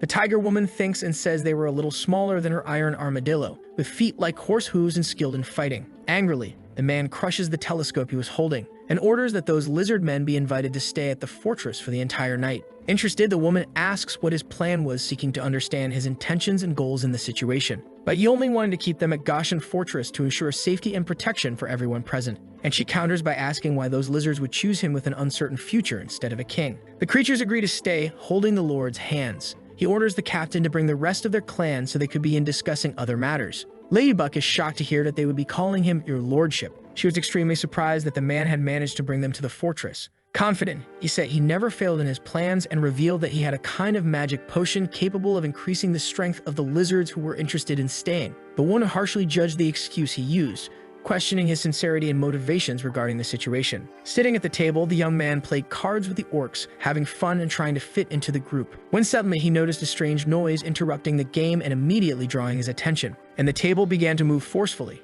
Realizing they were there, the 5 characters watched the troop arriving from afar. The creature becomes somewhat afraid and seeks shelter in Lord Richard's garments. Hitter states that they were very heavy and wouldn't be able to deal with long-range shooters. Observing through his binoculars, the young man said they were heavy cavalry by nature. The lizard men came mounted on the Stepsaurus. And he says it's a shame the scalers are very weak since they could be replaced by more powerful knights. Lord Richard knew that it was easy to find replacements, but the trust between them depended on a bloodline connection. The tiger woman says that nature gave them power while simultaneously enslaving them. She reports that when scalers are born, the weak may not survive, which made reproduction difficult. The lizard man introduces himself as Abu, the leader of the scalers, with an imposing posture. Extremely happy, the young man asks what he thought of the place, anxious for his opinion. He looks him up and down with a serious gaze, assessing the situation and environment, and responds that it was very prosperous, praising the fortress's qualities and its opportunities for all. Meanwhile, the man states that he would give them the magical potion he had promised. Eating a piece of giant meat, he says that the Stepsaurus were also recognized by the system.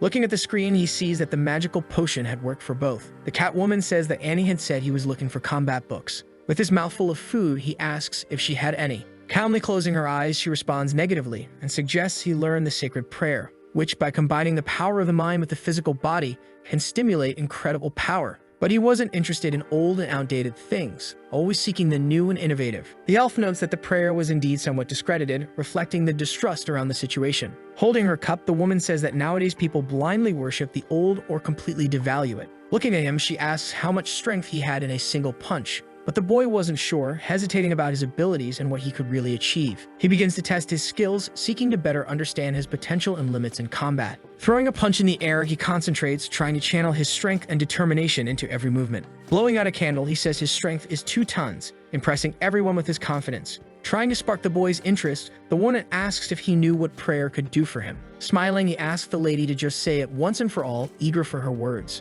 She begins by saying that prayer could increase his strength, revealing a powerful and ancient secret. Based on super proportion, she explains how it could transform his skills and potential in combat. The boy understands that the strong get stronger and the weak get weaker. She continues by saying that the holy prayer, once cultivated to a certain level, dramatically improves magical resistance. Handing something over, she says that when she was young, she achieved the first level of the sacred prayer while traveling. The paper is passed her hand to hand, generating curiosity among everyone in the room. He opens it and begins to read what was written on it, absorbing every word attentively. It spoke of a swordsman with dual training in magic and combat named Enro. The sacred prayer was highly valuable, as it did not depend on the elements common to it in times when cultivating magic was difficult. Nero cultivated so much magic that he became a respected magical tutor to all who sought knowledge. The boy didn't believe that old story, finding it hard to accept the truth of such accounts. Drinking her cocktail, the Catwoman says that the responsibility of copying the losses should fall to future generations. Looking at those notes, he thought to himself. The woman offered to take on the role of internal officer of Gaussian Fortress,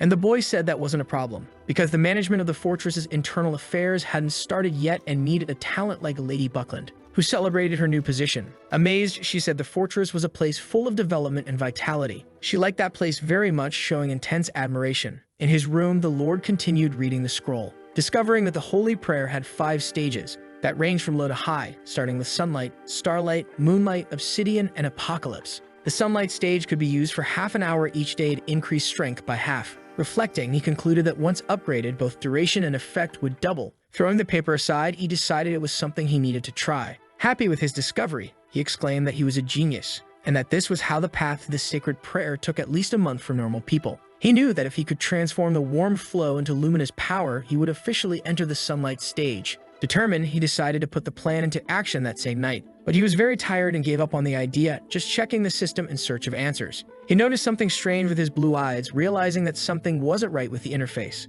and was shocked by what he saw, feeling a wave of concern as he noticed the changes. The system had already been updated, bringing new information that could impact his future decisions. He wanted to try assigning points to the sacred prayer, not knowing if it was a good idea. He had a total of 57 points saved, a number that seemed insufficient for his ambitions. Even without missing a training session, his points increased slowly, frustrating his determination. He shouts that he's going crazy, deciding to test this crazy idea that came to mind. The hero prepares for an update, eager for changes that could boost his abilities and progress, and begins working feverishly in the system, determined to achieve surprising results. Reaching maximum proficiency, he felt the energy flowing through his body, awakening new abilities. He could already feel a change, as if something powerful was forming inside him. His heart was obsessed with a miniature sun, being the power of light that illuminated his path. He noticed that surges of luminous power were occurring. His body radiated throughout the room. Additionally, he realized that it could improve his vision, seeing details that were not noticeable before. He had even become as sticky as glue, as if he could use every part of nature. Confident, he loved Lady Buckland's recommendation,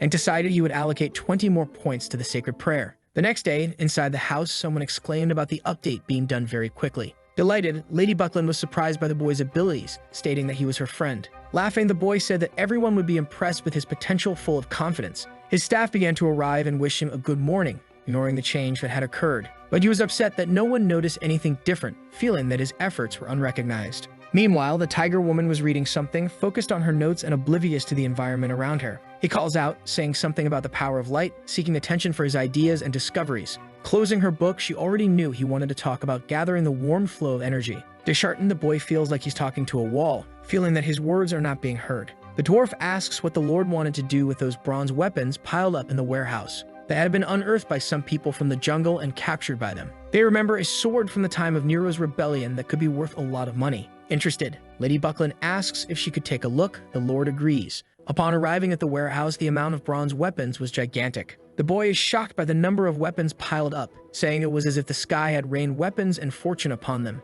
adding that bronze was very valuable due to its scarcity. Lady Buckland begins analyzing the instruments, saying that they were all well preserved. She licks the sword and feels that the taste came from ancient tomes. Caressing one of the instruments, she says she never thought she would see something like that with her own eyes. Thinking of the fortune, the character states that he would be rich very soon. He asks the guards to call Motor, who knew the jungle better than anyone. The girl with him, Cat Ears, is carried by the guards without even understanding anything. With joy on his face, the boy asks a few questions. He asks if she had ever seen those weapons before in the tribe. At that moment, the girl replies yes, showing she was willing to cooperate with him. And the man floods her with questions, eager to understand the situation and its implications. She says that 6 months ago they were traded with the eastern neighbor, revealing an important secret. Annoyed, he asks why she hadn't said that earlier, feeling frustrated by the lack of communication, and doesn't understand why he was interested in all that junk, since the homemade weapons were much better. Trying to calm down, he remembers that Motor was just rude and it wasn't her fault. He assigns a major task to the woman. He would assign 10 warriors to find out where the weapons came from. In the morning, Motor set out with 10 warriors on a journey to find the source of the bronze weapons. Fortunately, after some hard conflicts, Gaussian Fortress established a reputation as the Fortress of the Scarlet Devil.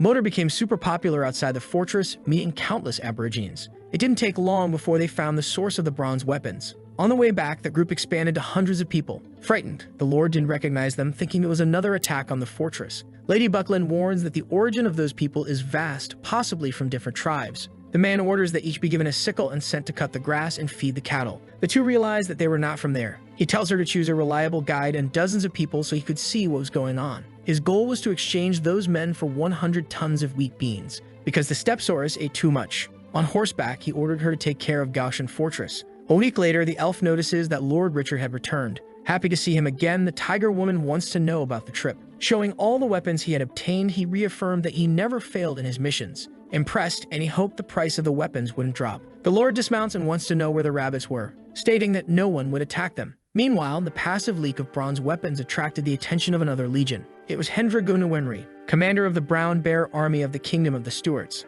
Mounted on his winged horse, his army finally reached a stone jungle. The Kingdom of the Stuarts was one of the three powers. That man was the grandson of Emperor Marshall, having a powerful family and a great future. After training with his brothers, only Hendra was sent to the border as commander of the Brown Bear Legion. The Kingdom of the Stuarts has strict rules for naming legions, and the name says a lot. The first class would be named after natural disasters like Storm Fury or Rock Uprising. In second-level regions, they would be named after powerful beasts like Dragon Horn or Griffin Heart. And names like common beasts, bears, boars, elephants were the worst regions, ranked third level. Hendra, 27 years old, seemed to have no promotion opportunities. But that man with blonde hair and blue eyes did not give up. A few months ago during a battle, he accidentally discovered that the bandits had many ancient bronze weapons. So he immediately began an investigation, and it didn't take long to find the source. A guard asks if they could capture some people for interrogation, but he states that it wasn't necessary and the answer would naturally arise by crushing them. Carving something on the wall, the rabbits say it was very difficult. Looking at the aborigines, he says that the group of wild people used to give suggestions but now did nothing. Exclaiming that it was already late, the rabbit girl asked to leave the problems for tomorrow.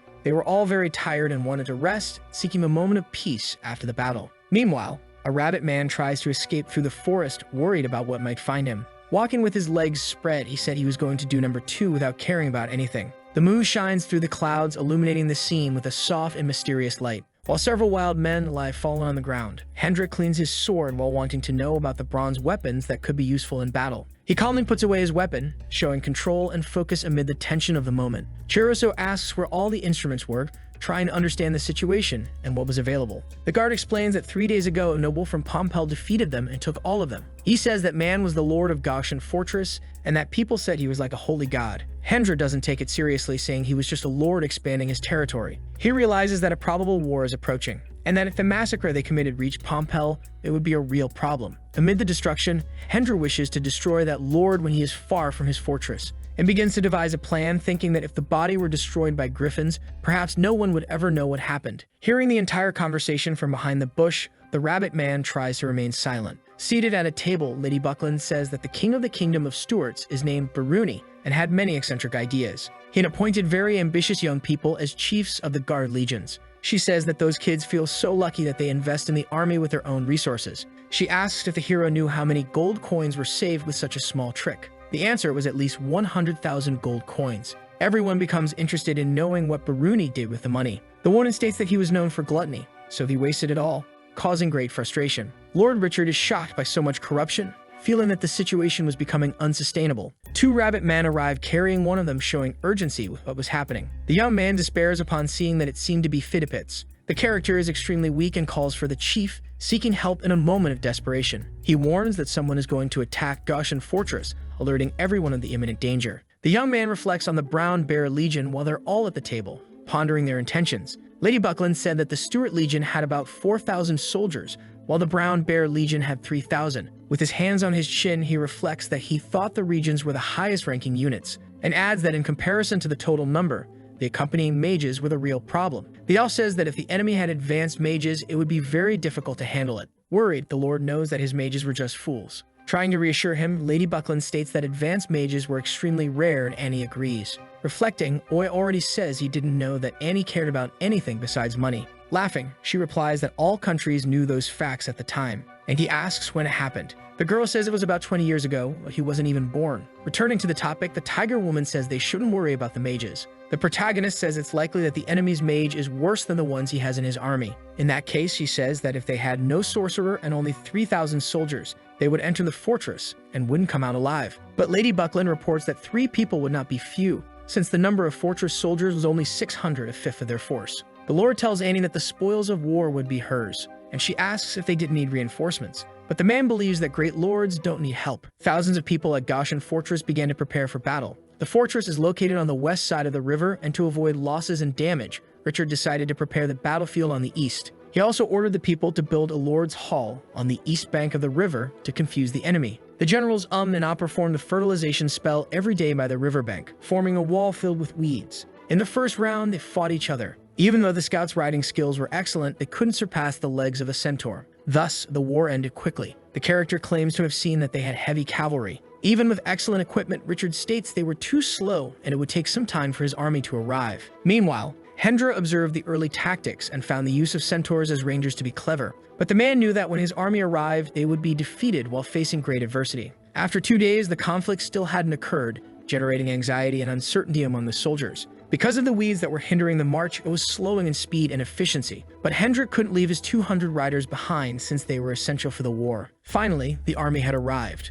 Lord Richard was already tired of waiting for them, and is shocked to realize that they were just a poor regiment. Using his binoculars, he observes that the front cavalry's armor was made only of iron, in addition to the fact that the horse armor had no protection on the back. Angrily, he exclaims that he didn't have time for this childish game. Imposing, Hendra is not intimidated by the boy's words. He had already noted the quality of the enemy's armor, which was anything but mediocre. Their numbers were more than expected, having underestimated them. Frightened, the guard points to the imposing structure ahead, and notes that a small plant had become a mighty forest. A soldier suggests an ambush in the reeds, but a surprise attack wasn't an option. Yelling his army, he commanded everyone to prepare for battle. Obediently, all the soldiers were ready, even though afraid. The infantry chief launched the command. Arrows were fired from all sides as the horsemen held their weapons. On the other side, the rabbit men were at the front of the group defending themselves with powerful shields. But it wasn't yet time to begin. Lord Richard wanted them to get closer. The commanders on both sides were extremely confident, while Hendra feared that Richard might flee. The Lord was concerned about the enemy discovering his ambush.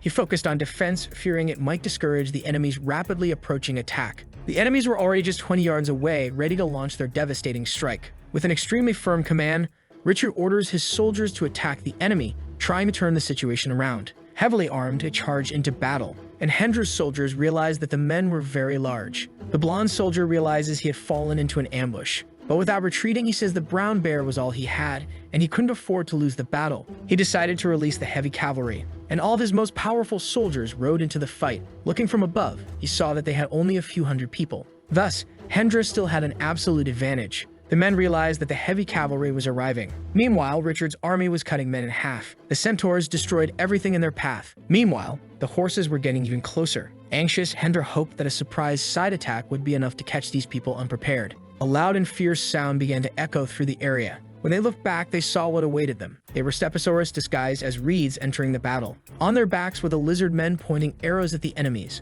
Lord Richard announces that the attack from those beasts was extremely powerful, and that it was too late for the enemy. Terrified, the soldiers didn't know how to fight those gigantic creatures. But Hendra could not retreat as he might lose his auxiliary armies. The Stegosaurus ran after every man they saw in front of them. With all their strength, they hit the horses, sending the riders flying. But the heavy cavalry did not give up and charged into the attack, determined to change the course of the battle. The attack, however, was useless, for the enemies were fierce and well prepared. Soldiers on their horses appeared, but nothing could get close to the savage beasts threatening them. The girl with cat ears knew it was her turn to take action, ready to fight. She started launching a fireball at those fools. It exploded quickly, blasting several men at once. Many of them were blinded by the explosion. The spells continued at full force with no time to rest. The numerous horses were struck immediately, causing chaos and knocking their riders to the ground. Hendra was already furious with the situation, feeling that the battle was becoming unsustainable and out of control. He ordered his griffin to eliminate the 3 spellcasters seeking to remove the magical threat attacking them. Understanding the order, the animal took flight and set out determined to complete its mission with bravery. It flew toward the intense fight where chaos and battle were unfolding fiercely. And now was the turn of the knight in golden armor to prepare, ready to take action. More knights with 6 enormous covered horses were heading to the battlefield. The girl noticed that an animal was getting closer. There was a gigantic griffin charging forward with enormous speed. She ordered them to stop and start fleeing from there, but the spellcasters were too distracted to hear the girl. The griffin prepared its attack with a powerful fireball. Ignored by the others, the sorceress tried to defend herself. With her staff, she attempted to fight the beast. Another explosion happened above the fighters, who continued to injure each other simultaneously. Lord Richard had already joined his squad. With an evil smile, Hendra knew it was the perfect chance. The man took down several enemies with a single strike. Terrified, they thought it was a monster. Running, the commander entered the fight. He wanted to attack Lord Richard directly with his sword. Resting a little, the young man noticed the enemy's actions. As if turning, stone debris flew in all directions, signaling a possible explosion. The man couldn't see properly due to the smoke. The young man realizes that Commander Hendra had a very strong aura.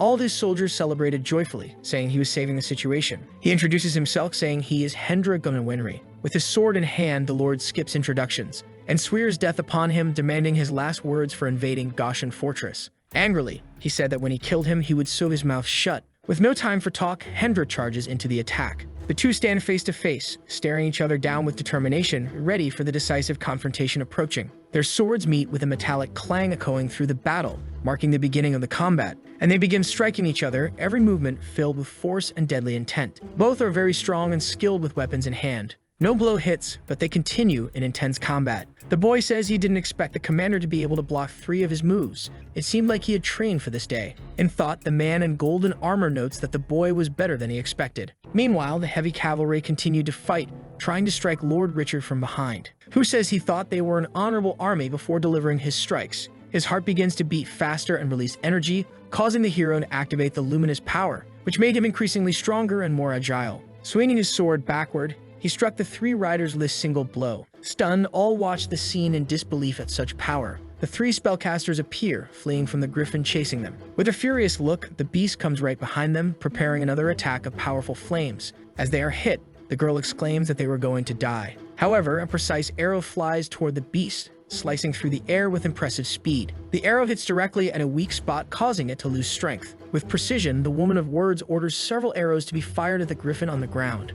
She shouts instructions, ensuring that all arrows target the griffin to eliminate the threat. Many arrows are launched toward the animal, creating a spectacle of agility and determination in combat. Now surrounded, the griffin tries to defend itself, but the arrows continue to fly in its direction. Many hit directly on its back, arms, legs, and even head. The soldiers were shocked that the griffin had been attacked. Angry at the situation, Hendra returned to attack Richard. The two began clashing swords again, but the young man did not falter, blaming them for the war. Furious, the protagonist wielded his sword with skill, but Hendra knew that his magical armor had a powerful fire counterattack. Even so, Richard did not rest and continued striking, determined not to yield before the adversary. He attacked with fervor, but Hendra realized that his armor was not working as it should, ineffective. The opponent had not been hurt, which left Hendra worried about the effectiveness of his protection. The commander's sword was already beginning to break, visible signs of wear after so many strikes. Finally, the weapon snapped in half, leaving Hendra vulnerable and without options to defend himself. Causing his armor to be struck, the situation was becoming increasingly critical for Hendra.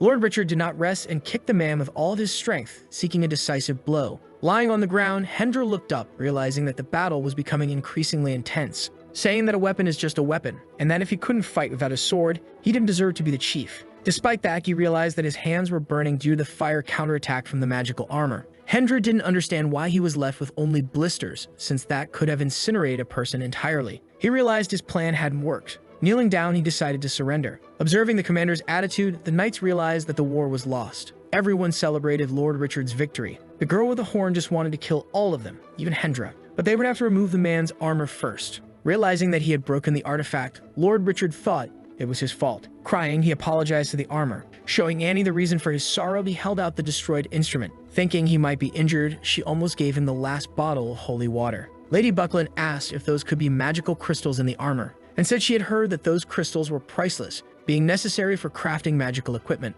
The magic was still intact, so if the blacksmith could replace a piece of the armor, Richard could use it. Doubting the information, he asked if that was even possible. She replies that yes, but that the armor wouldn't fit him because it wasn't his size. He decides to leave that to Luby, and leaves the knights with Buckland aiming for a high ransom. Interested, Annie asks about the spoils of war, thinking about selling the horses to Solen to make a lot of money. Running his hand over his head, he says he had thought about cooking the horses, The elf states it would be better to sell the captives to the Solen merchant, saying that each one could be sold for 4 or 5 gold coins, which makes Richard's eyes shine. The women keep talking among themselves while he watches from a distance, realizing he was very weak in business. But he becomes happy right after, thinking he could earn enough money to fill his vault. He also understands that after that battle, even the lizard men had evolved a lot. And as the Stegosaurus leveled up, their muscles became larger. The system is shown, revealing a massive gain in the group battle. When night falls, the 3 characters are already having dinner. Lady Buckland recommends that Richard go with him to Solen. Stopping eating immediately, he asks why, and she reveals that this time the relationship with the Stuart Legion had been tense in recent years.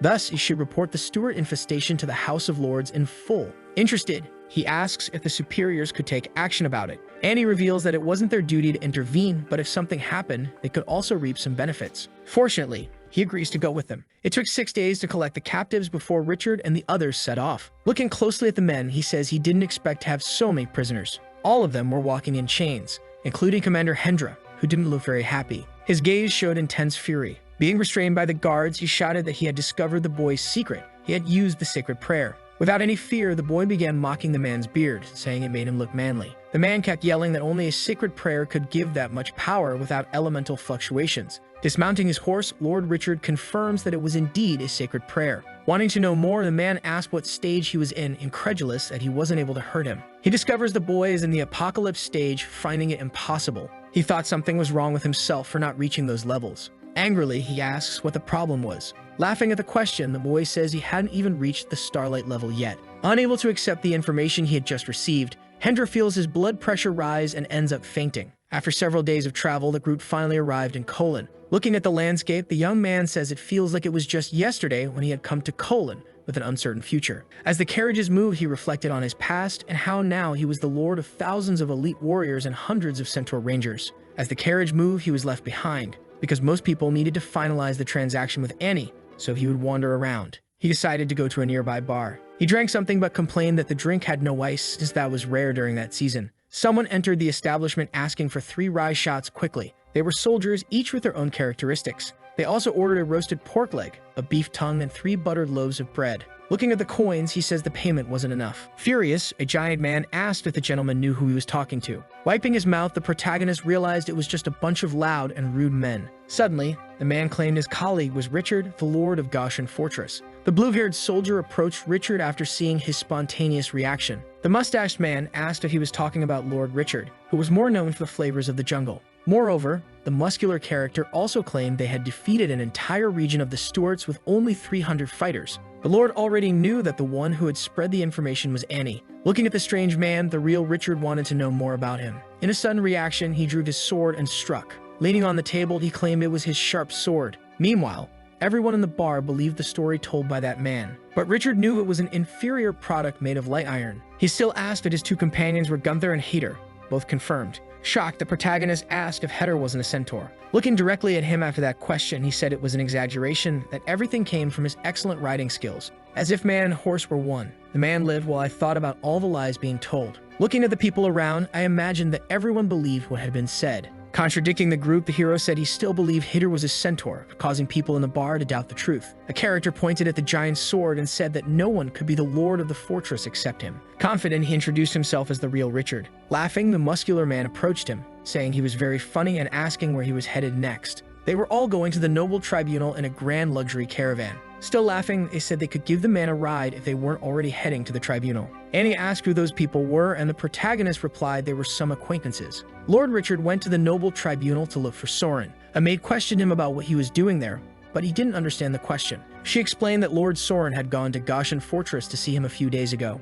Shocked by this information, he couldn't believe the man wasn't there. He felt a hand rest on his shoulder. A strange man with a huge mustache claimed he was looking for the boy. The man said that to return from Goshen Fortress in time, they had run a lot and used wind magic to speed up. Not understanding, the boy asked what the rush was for. Mysteriously, he said that Pompel was about to start a war with the Stuarts. Disbelieving, the boy couldn't believe what he had just heard. The man asked him to follow them. The two went to find a room. Meanwhile, he closed the curtains and threw a scroll to the boy. Laughing, he said the man didn't mean to be so secretive. On the paper, it was written that a despicable attack against Lord Richard had occurred, and that was why Pompel's administration wanted revenge. Throwing the paper on the table, the boy couldn't believe that was the reason for declaring war on the Stuart kingdom. Even feeling immense anger, He was still flattered since he had never thought Goshen Fortress could be associated with such a big event. They explained that even though they were attacked, they didn't suffer many losses. But he warned that this wasn't a kind of protection, and that he wasn't the cause of the war. The protagonist asked if there were other reasons, and the man said the Stuarts had declared war first.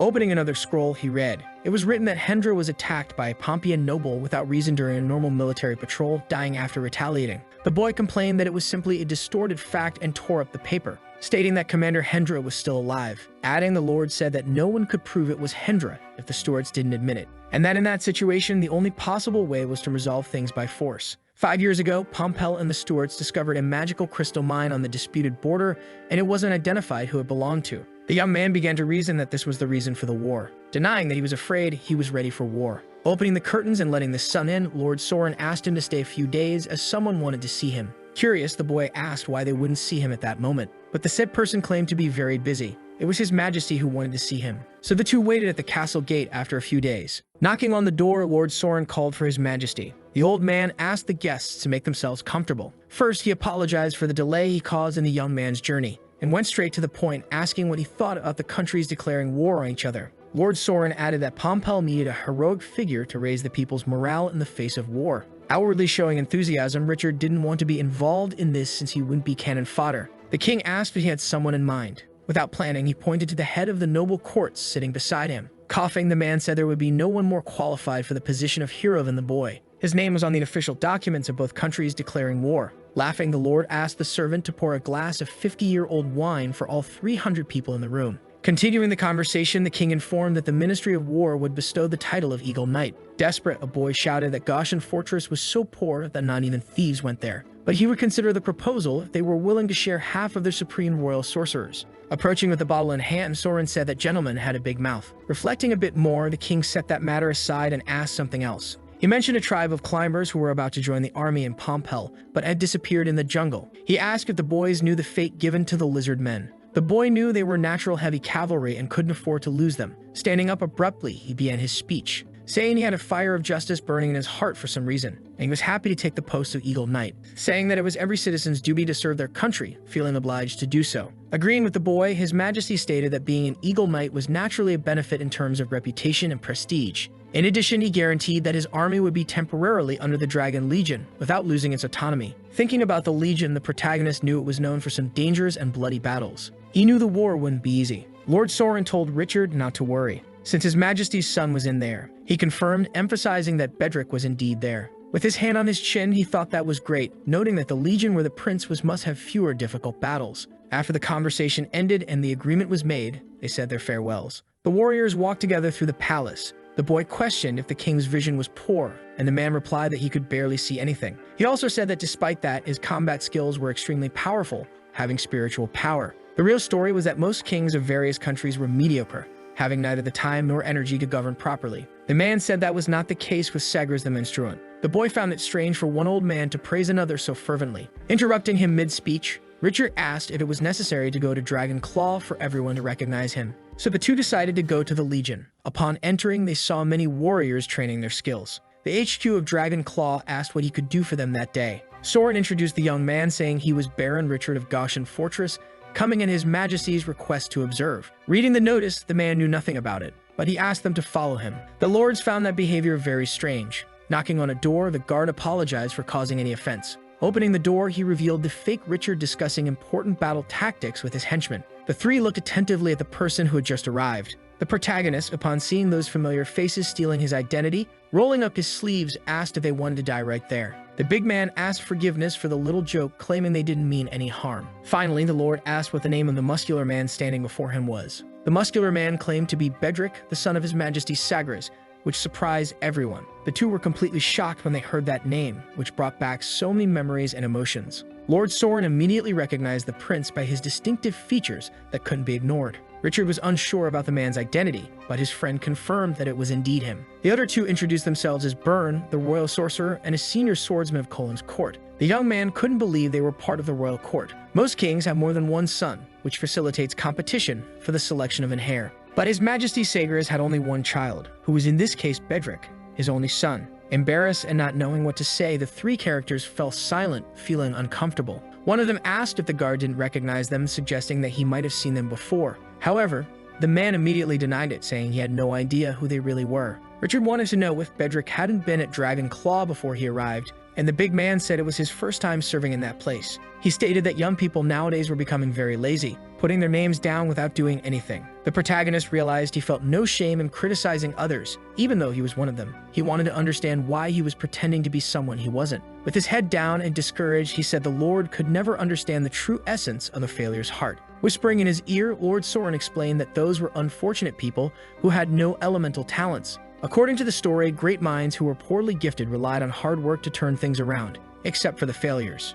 Richard asked if he really was a failure, but the man replied that he was worse than that. His friend said his elemental affinity was so extraordinary that he could absorb elements on his own without even meditating. But because of that, his physique required him to specialize in purging his body of elements that accumulated on their own every week. He added that elemental users are not repelled by their own element, just like a mage is not concerned with a fireball in his hands. Finally, he said it was caused by a serious illness when he was 4 years old. Bedrick also said that seeing Richard capable of charging through 1,000 armies with sheer brute force made his heart race. Confronting them, he emphasized that it was no justification for impersonating him. Touching his shoulder, he told him he was welcome at Goshen Fortress anytime. The protagonist began to look for the leader of Dragon Claw. The guard informed that the Ministry of War had been meeting very frequently in private, so he had been away from the Legion. Scratching his head, the boy said he liked meetings too. But since the two countries had declared war, he didn't have much time to wait for him and would have to return to the fortress soon. Looking at the landscape, he reflected on his future, thinking about the troubled years ahead.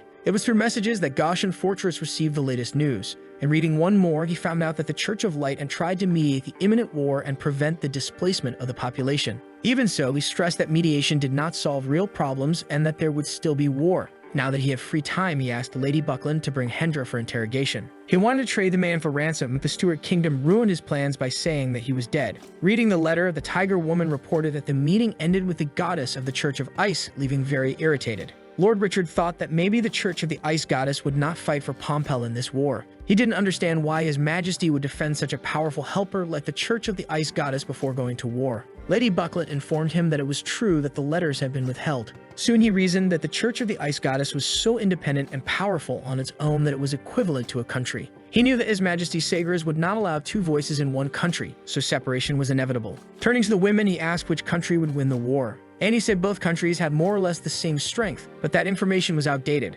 Smiling, the Tiger Woman praised His Majesty's Sagres, who wasn't afraid of hard work to recover and make the country flourish. He had really done a great job as king, whereas His Majesty Baruni of the Stuarts possessed every vice imaginable. She concluded by saying that the gap between the two countries had been widening for a long time, but that didn't mean Pompel would win the war. She reasoned that once a third country got involved, the situation would become very complicated. The young man understood that South San Jose wanted to enter the war. With chains on his hands and feet, Hendra was brought to the interrogation. The guards began to announce the arrival of the commander of the Brown Bear, who remained with his head down. Hendra said he was no longer useful to that young man, but he wanted to extract valuable information from him, or else his sword would be seen out of control. With one strike, the chain was cut. He handed a scroll to the prisoner and asked him to read it carefully. He is shocked to discover that the Stuarts had declared war against Pompel. Hendra realizes he was abandoned by his country after being declared dead. After this short conversation, Lord Richard asks him to reveal something interesting, because that man's life no longer held any value and he could die at any moment without anyone caring. Kneeling, he reveals that he knows where the talisman is. Asking not to be deceived, the protagonist asks if he was being serious. The commander informs that it is an alchemical product from the time of the ancients. He begins telling a story that about 10 years ago, he traveled with his father to a party in Winterfell in the Stuart Kingdom. Lord Magellan, who lived there, collected great treasures. That day, the collection room was open for guests to admire the exhibits, and he was there. He immediately put on a pair of ivory bracelets, which were ritual instruments of the Zuluxi, but he knew that it wasn't a ritual bracelet. It was actually the ring used by the Titans, the Ring of Thunder. The Titans ruled the world and made a set of rings from the bones of rebels. In the hands of 4 Titans were the rings of Thunder, Hell, Earth, and Ocean. Lady Buckland adds that besides that, if you collect all 4 rings, you inherit the magic of the sky. Extremely interested in the story, Richard asks if he managed to obtain it, but the man denies it, saying that Lord Magellan was extremely powerful, but the good news was that he didn't know the secret. He questions if he was stupid, perhaps. The truth was that the ring could not be detected due to the level of the magical item. He concludes by saying that even though it was a Titan talisman, it could only be used by Orthodox Titans.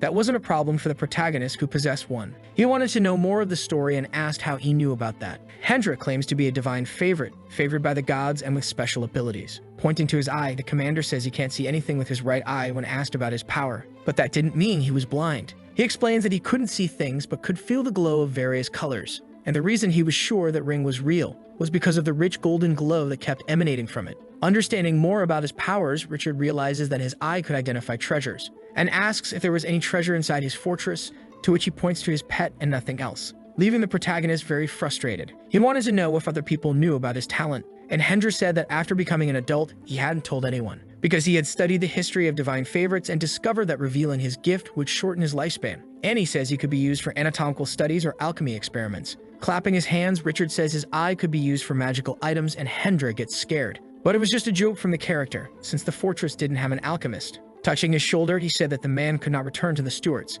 and he offered him a ring, hoping he would accept the proposal that could change his destiny. He considered rejecting the proposal, weighing the consequences of his decision and what would follow. But if the answer was no, he would be locked in the dungeon for the rest of his life. Before accepting, the commander stated 2 conditions to ensure his loyalty would be tested and confirmed. The first was that the boy should have no stupid ideas about his eye, and the second was that he did not want to join as a slave, even though he was a prisoner of war. Lord Richard accepts the terms, and Hendra joins his squad, following his will. Annie laughs at the commander's greetings. Ending the conversation, he asks to change his name since Hendra was dead. Then he says he would like to be called Dracula. Crying over the ingratitude of his country, he said he no longer had any ties to the Stuarts. At that moment, the hero realized that Hendra was very loyal to be recognized by the system so quickly, which was not the case for Motor, who was never accepted. The season approached the cold end of autumn, and Richard finally received long-awaited assistance from the army. Crying, he said they expected them to fight with a will to die because it looked like a coffin. But the official informed him that it was actually a simple form of teleportation. Touching it, the hero realized that magical crystals were embedded throughout the wood, making it capable of teleporting a person. He said it was useless to teleport only one person every half-month in the middle of a war. But he reconsiders his comments upon remembering Bedrick. A spoken message was sent to the protagonist telling him to fight the enemy and leave his mark. Bedrick wanted Richard to think of life as a priority. The era of the nation was over, but each person still had their own life. The boy laughed at the message sent. In November, Richard's army departed for Solen to meet with the rest of the group. War was imminent, and the land outside Solen was occupied by several legions. The intense cold was not seen as favorable weather for war, generating complaints from the women. Upon spotting an animal, the boy said it looked bigger than a Stepsaurus. Monner pointed to a mage who appeared. He came carrying a staff with a blue crystal orb. Behind them, Bedrick suddenly appeared and informed them that it was the cleric of the Church of the Ice Goddess. He explained that in previous years, each legion received 20 clerics, but now there were only 10. Warning him to grab his banner, the muscular man led the lord to a meeting before the war. All the officers were gathered around the square table. Richard's banner was raised, symbolizing his determination and courage in the midst of battle. Bedrick asked if he had gotten that from the trash, laughing at the banner's appearance, and suggested he should change the design to something more impressive and worthy of his position. Since after the meeting, all banners would march with the honor guard. Everyone watched the entrance of the Dragon Claw commander named Suffolk. Whispering, the man said he was described as more intelligent than decisive and not good at coordinating the overall situation. So Richard didn't understand how he had become general commander. Greeting everyone, the captain said good morning. Smiling, Bedrick asked to be called just Rick in the barracks. The man asked what they thought about the war. There was an endless silence. Laughing, the captain said no one needed to be formal and that they could talk as friends. He reported that due to his 20 years of military experience, he didn't think the Stuarts were a challenge for Pompel. With their cloaks, people made comments that the opponents had chosen the wrong time to start a war. The protagonist asked Rick if the captain's optimism was accurate. Continuing his explanations, he declared that the Dragon Claw would be the first to attack Winterfell in the northeast. The men at the table wanted to make the enemies pay for their reckless ignorance. Upon hearing that name, the protagonist immediately thought of Lord Magellan. After the end of the meeting, Lord Richard returned to his quarters, reflecting on the decisions made. He began to look for Abu, who was watching the banner parade with interest. The girl asked what their banner looked like, which was nothing more than a piece of rag. In disbelief, she asked to take a curious look to see what they were really displaying. The man refused to show the banner to her, keeping its appearance a mystery. A centaur opened the doors with gigantic strength, urgently looking for his boss. He came to report that Abu and the Dragon Claw were fighting, bringing alarming news about the battle. People began to draw their swords. The lizard man commented that the banner parade was incredible. When the banner of Goshen Fortress was spotted, everyone began to mock the design that looked like a chicken claw. One of the spectators commented that the head of that fortress was the Eagle Knight. Another commented that he was just a child. The lizard man heard when those men started mocking his boss, and with a punch he hit the man in the face. The group got angry with his attitude, and they all began to fight among themselves. Header arrived at the battle to take them all down. Kicking and stomping, that horned woman was very powerful. Richard threatened the people who were beating his men, swearing death upon them. The fight continued until nightfall. The men realized their opponents were very strong and began to consider the possibility of using weapons. While throwing a punch, Bedrick noticed the soldier's action and said it was pure cheating. The men kept fighting each other until a voice ordered them to stop. The commander arrived at the scene saying that everyone there were soldiers and that if they continued, it would disgrace the kingdom. He noticed that most of those who were thrown to the ground were soldiers of the Dragon Claw. The horned girl asked a question. A man noticed that something was approaching quickly. Everyone looked back, trembling at the worst. They were lizard men mounted on stepsauruses, ordering everyone to return to battle. People were shocked by the beast's dominating power. The commander asked Richard to control his men. Walking toward his friends, he moved calmly, showing confidence in his actions and decisions. Speaking loudly and with a clear voice, he made himself heard, drawing everyone's attention. He ordered Abu to appear right now, demanding an immediate response about the situation they were facing. Everyone was impressed by the strength he possessed to stop an animal of that size. Trying to defend himself, the lizard said that the others had insulted him first. The commander was impressed by the number of stepsauruses the man had in his fortress.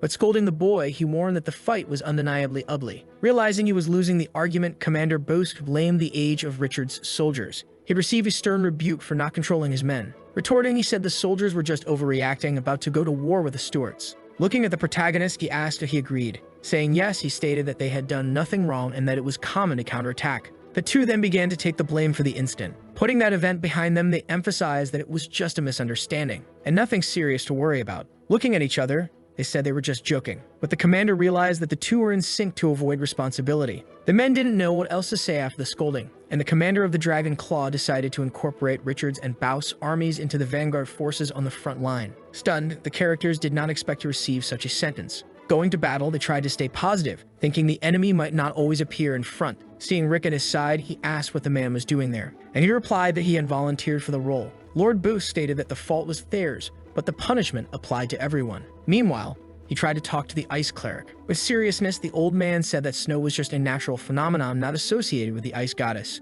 Not liking the answer, he thought that this was the reason the cleric had been sent to the front line. Snow fell over Pompel at the headquarters of the command forces. The soldiers were at their posts. A subordinate was pouring wine into a goblet when he saw his lord trying to reach for it. Frightened, he remembered that the doctor had said the man shouldn't drink much due to his condition, but he no longer cared about those instructions. The servant heard a noise at the door. The king appeared, saying that he should go outside to get some sun, because it was something good for the body. But he didn't want others to know that the human expedition was being led by one of the most despised races, goblins. And even worse, a disabled goblin approached, causing concern among those present in the room. The king said he shouldn't drink anymore, worried about the goblin's health. He insisted on getting some fresh air, stressing that his people wouldn't mind his absence. Finally, the old goblin accepted the proposal, agreeing to go out to breathe and recover. Pushing the wheelchair, the king went out to see the snow. The green creature thanked him. The king began to remember the first time he met him on a winter day during a time of food scarcity. On that same day, the goblin lost his leg, which was devoured by a gigantic creature. After rescuing him from near death, he noticed that he was the divine favorite, the intelligent one. When he became king, the man was able to continue using his talents for the country. Few people knew that it was that goblin who was behind the balance between training and governance. It was thanks to that individual that Pompel had reached its current prosperity. Changing the subject, the king asked about a lead that could help in the current situation. Confused, the goblin couldn't remember any relevant information, feeling lost and disoriented. He remarked that it was about the goddess's church, but it was something that required patience. The king said the armed forces had departed that morning, with Richard at the vanguard. Thoughtfully, he considered it a great opportunity to test his true strength, since he didn't doubt other people's capacity to perform miracles. And he attributed this fact treating Richard as a rare and exceptional person. Baus said his colleague was a very energetic person, able to stay focused after so long. He thanked him for the compliment, asking Rick not to mention that he was only at the Stadium of Sunlight. Running, one of the knights reported that they had found something ahead. There was a small city gathered in defense by a group of Stuart troops. Using his binoculars, they began to analyze whether it could be a major military center. Rick said that the city was called Chakashi, a common agricultural town specialized in pumpkins. They noticed that the walls were very thin, less than 3 meters tall, and with no guards nearby. Apparently, it was an empty city. They began to think it was a trap set by the enemy to lure them in. Richard climbed onto the creature to get a closer look. He believed the speed was purely agricultural. Lord Boo stated that he had seen a red and gold griffin flag that might be related to the Stuarts. At that very moment, the protagonist decided to call Hendra to help with identification. Using binoculars, he began to observe. He stated that they were just the rear of regular religions, certain that their army was stronger. Meanwhile, in the mayor's residence of Chakashi, Lord Karp, commander of the Griffin Ambition, was eating and drinking the finest. He criticized higher authorities for being in complete disorder. He felt people were playing with him due to the troop repositioning. He blamed His Majesty Baruni for having to lead his men to Chakashi. Baruni had never been very interested in politics and always relied on a cabinet formed by a few ministers. But after a few months, he began to intervene in political affairs very forcefully. Baruni declared war on Pompel in a strict manner. A soldier entered, stating they were under attack. A rain of arrows flew toward the soldiers. They tried to protect themselves with their shields. The man noticed it was a 3-feathered arrow, while another said the walls would be brought down shortly. The enemy's escape would not be possible due to the massive cavalry. They began to discuss how to attack the city. Bao said it was a delicate task and asked to be the one to handle it. But Richard knew the matter wasn't about experience, he just wanted the credit. The men departed with their weapons toward the gates. Richard asked the sorcerers to attack with fireballs to create an opening in the wall. Without hesitation, the girl began to cast her spells, which hit the thin walls with precision. But the opening created was still too small, making passage and movement difficult for the soldiers. Asking for space from everyone around, the cleric said he would find a way to solve the situation. Creating a whirlwind with all of his magical power, he prepared to cast a great spell. He unleashed a very strong icy blast that spread quickly, hitting the enemies with great intensity. It was able to break the wall with a single strike, knocking down several soldiers. The entrance created was much larger now. With the wall broken, people didn't know what to do. Lord Karp knew they would attack through that large opening. He ordered his nephew to alert the entire infantry. The man with the chest tattoo stated that the Lord's nephew didn't know how to fight in a war. The two should be patient and wait for the enemies to arrive. It was Manga time to attack, because he didn't want to reveal that mysterious Stuart weapon unless it was necessary. In the Stuart Kingdom, there is a black crystal with excellent properties that can be used to create the famous magical equipment, Stone of Destiny. A person's heart must be removed and replaced by a magical stone, in order to gain the ability to manipulate their own blood. Some may turn out well, while others have a chance to be useless. If the enemy is too weak, they are killed, and the stone is given to the next person. The recipients of qualified magical stones are the best Stuart soldiers, known as Blood Knights. In Chakashi, there were 50 Blood Knights, and that was their greatest triumph. The Lord shouted that it wouldn't take long to finish them all. A knight in orange armor was destroying all the soldiers. From afar, he watched the war, not knowing what it was about. Apparently, it involved orcs, fierce creatures that were approaching, ready for the imminent battle. The creature was already preparing for the fight, adjusting its weapons and focusing on the battle ahead. An archer moved to the rooftop to scout more precisely, gathering information about the enemies. Even though Pompel attacked quickly, the situation was still tense and required caution from everyone involved. The archers took the best defensive positions, strategically positioning themselves to maximize the city's protection. Being a well-thought-out strategy, it proved to be a good way to defend the city against invaders. However, large beams of blue light struck the men, surprising them and causing panic among the defensive ranks. They were magical ice stones that moved with impressive speed, catching everyone present off guard. These stones hit the archers, causing confusion and despair among the enemy lines that had been positioned. The bald man did not expect this trick and was completely stunned by the situation. It was the cleric, using all of his magical power, demonstrating abilities no one had seen before. With seriousness and determination, he defended his entire army, showing courage in the face of the challenges they faced. It was now time to put the creature into action, a strategy that could change the course of the battle. Cervantes went to the middle of the battle, exposed and determined to take revenge on his enemies. Meanwhile, the orcs were launching people into the air. With binoculars in hand, Richard observed every scene of the battle, deeply fascinated by the intense action. Bedrick asked him to hand over the instrument, wanting to see what was happening as well. Watching the orcs moving, he asked Richard to lend it to him for a moment, until in a sudden turn, they were now at a disadvantage. Together, each of them placed one eye on the binoculars, and they already spotted a fierce warrior in red armor who was destroying their soldiers. Richard didn't understand how the battle could have changed course so quickly, blaming Baust. He thought they wanted to lose the fight. He asked Abu to lead the escort army in the retreat of the soldiers. A heavy helmet was thrown hard to the ground, making a loud noise that caught everyone's attention. It was Baust, who with extreme anger and frustration didn't like the outcome of the ongoing battle. He wanted to know what kind of monsters those were, questioning the origin and strength of their opponents. If the soldiers returned tired and without victory, the disappointment was evident on their exhausted faces. A refreshing drink was offered to the character as a gesture of comfort after the harsh battle endured. It was Richard approaching, asking what was happening, concerned about the condition of his soldiers. Taking a sip, the man said it was a truly powerful team of magical knights. The knight in orange armor removed his helmet. The Tiger Man said they were using a type of red telescopic weapon that flew from their hands. Dracula claimed to recognize that kind of magic, saying they were the Blood Knights. Bedrick said he already knew them. Worried, Dracula admitted that they were definitely stronger than them. Baus suggested waiting for the main force of the Legion to arrive, but the young man disagreed. He began preparing Gaussian Fortress for battle, but the commander warned that that kind of blood cavalry was not something they could easily face. Two men brought improved yet lighter and faster armor. Placing his hand on his shoulder, Lord Richard asked him to trust his squad. But the man wasn't convinced, maintaining his firm and defiant stance in the face of the situation. After putting on his gleaming armor, Richard mentally prepared to enter battle with courage. The people around him doubted the real capability of his fortress, questioning if they could win the fight. Even with his confidence, he still thought his banner was extremely ugly. Doubting, Baus said he would also enter the fight, while the cleric stated he would help less since his powers were low. With their giant swords, the Tiger Men asked Bedrick to let them return to the war. But the Horned Woman firmly stated that battle was not for those inexperienced rookies. With a snap of his fingers, Lord Richard gave the order for everyone to attack immediately without hesitation. Gaussian Fortress regrouped, ready to lead an attack on the city with great determination.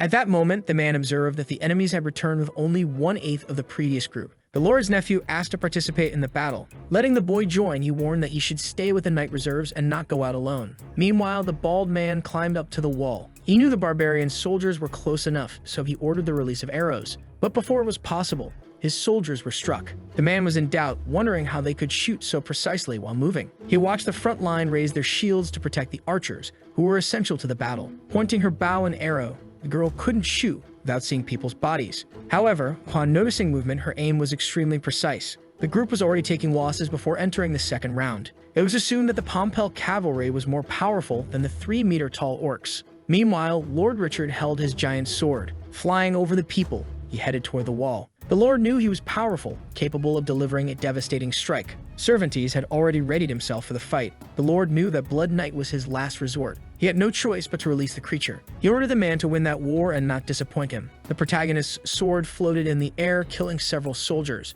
until he saw with his own eyes the legend of the bloodthirsty knight finally appearing. He activated his powers to gain more strength, feeling the energy flow through his body and mind. The two began to fight one another, each determined to win the unfolding battle. The fusion of powers spread across the battlefield, creating an intense aura that surrounded the combatants. The swords clashed with force, making bright sparks that illuminated the darkness around them. The creature was formidable and had precise strikes, attacking with a skill that impressed all the spectators. He wondered how Lord Richard was able to wield such a giant and heavy sword with such ease. Taking advantage of the momentary distraction, the warrior struck his opponent from behind, surprising him with an attack. Furious, he did not expect to be attacked in such a treacherous way, feeling the anger grow inside him. He used his red sword to defend himself from the blow, trusting his blade to protect him from the attack. But it broke in half, leaving him disarmed and vulnerable before the overwhelming force of the enemy. And the warrior began to vomit a little blood, feeling that he had been injured. Kneeling on the ground, he was still alive, but with little strength. Richard stated that his organs might be damaged, but his determination drove him to fight with bravery. While trying to escape, he loved the idea of delivering the final blow to his opponent. He used all the power of his sword against that Blood Knight, seeking victory. Meanwhile, the women fought bravely, showing courage and strength amid the chaos of battle.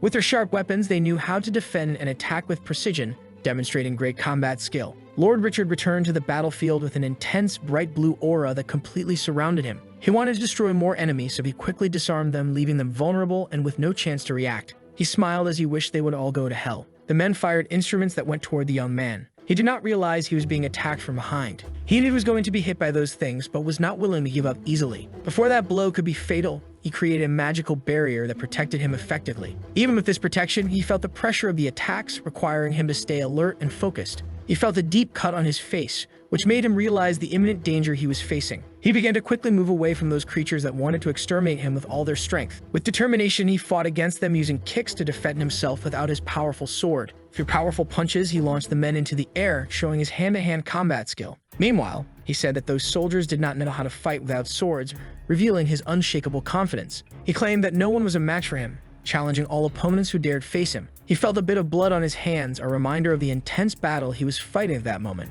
And he noticed that his army was engaged in a fierce fight nearby. The Horned Woman said that Blood Knights were tough and hard to exterminate. Lord Baust ran with determination to attack one of his enemies, seeking victory at all costs. Firmly planting his feet on the ground, he carried his sword with confidence, ready for combat. The opponent had no way to reach his weapon, becoming vulnerable to the fast and fierce charge, having to use blood manipulation to form a shield. This made Lord Richard very interested, as the battle was intensifying and emotions were rising. Meanwhile, Lord Carp was after his long-desired victory, determined not to let the chance slip away. Then the warrior shone on the battlefield, standing among many dead, symbolizing his strength and courage. The man was shocked to see Lord Richard alive. He could not believe that Cervantes was dead. A soldier shouted desperately, trying to protect Lord Fang Dan, who was nearly dying in combat. He fought bravely, trying to defend himself from the relentless attacks that surrounded him, but he was in trouble. The uncle saw his nephew's suffering and felt a wave of concern and despair overwhelm him. Now he had 2 deaths to avenge, Fang Dan and Cervantes, who had fallen in battle.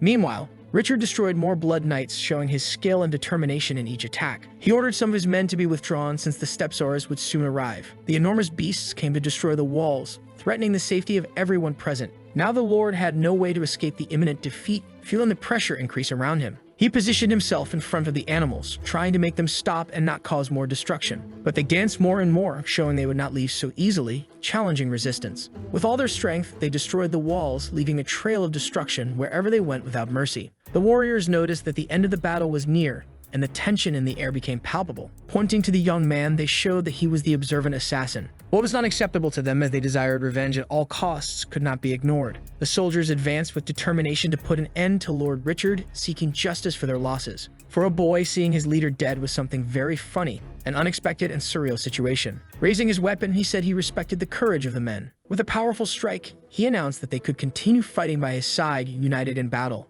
Using the ambitious power of light, he radiated strength and courage, inspiring his allies to fight. The warriors felt the pain of the fight on their skin, but determination kept them strong and resilient. In the midst of the rubble, Lord Carp remained standing, defying adversity and showing his bravery. Holding a dagger firmly in his hand, he prepared to face the challenges that would come. He asked for forgiveness for his incompetence, feeling the weight of responsibility for his failures during the battle. There was no way to contain that beast with a giant sword wrapped in flames. He decided to end his miserable life. After that, the warriors celebrated the end of another fight with a positive result, victory. Bedrick was very happy to be part of it, feeling valued and included in the group. They all celebrated together, rejoicing in the achievements and the unity they had formed over time. They all emphasized the importance of Richard, who was extremely strong and inspired confidence in everyone around him. The horned girl wanted to know what the new move used by her leader was, but the hero only thought about eating roast meat or ham, acting as if nothing had happened. The men had found the Lord dead, noticing that he had taken his own life. They said he must have realized that if the battle was lost and he remained alive,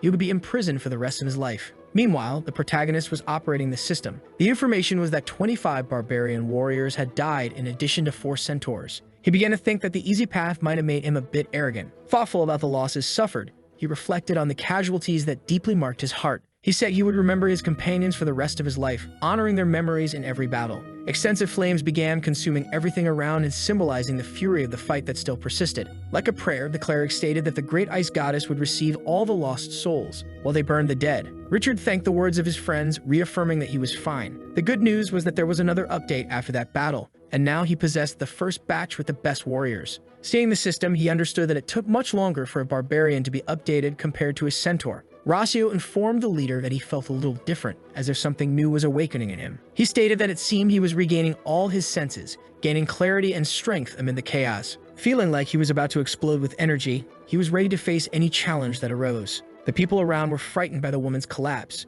It looked like she really was going to explode. Angrily, the protagonist asked if that was a joke, feeling disrespected by the absurd situation. He revealed that he could help her, but his actions took an unexpected and violent turn. Forcing her to her knees, he began kicking her in the buttocks, expressing his frustration aggressively. The leader thought that now she might be angry enough not to tolerate disrespect anymore. And he was right, as the tension in the air was palpable and the situation intensified. The woman with furious eyes made a true advance, determined to confront the protagonist and reclaim her power. He asked if she was feeling something special, and she replied that she wanted to hit someone as if there was a fire burning in her heart. Bedrick realized that she was a berserker. The cleric was intrigued to learn that the young man didn't know what those creatures were, so he began an explanation. He said that in the distant days when the Titans ruled the world, humans had no advantage over Titan orcs and elves. But among generally weaker humanity, those emerged who upheld the glory of future continental supremacy. They were the so-called Vitra berserkers. Continuing his explanation, he said the period of history was so dark that many mysterious races disappeared during that time, including berserkers.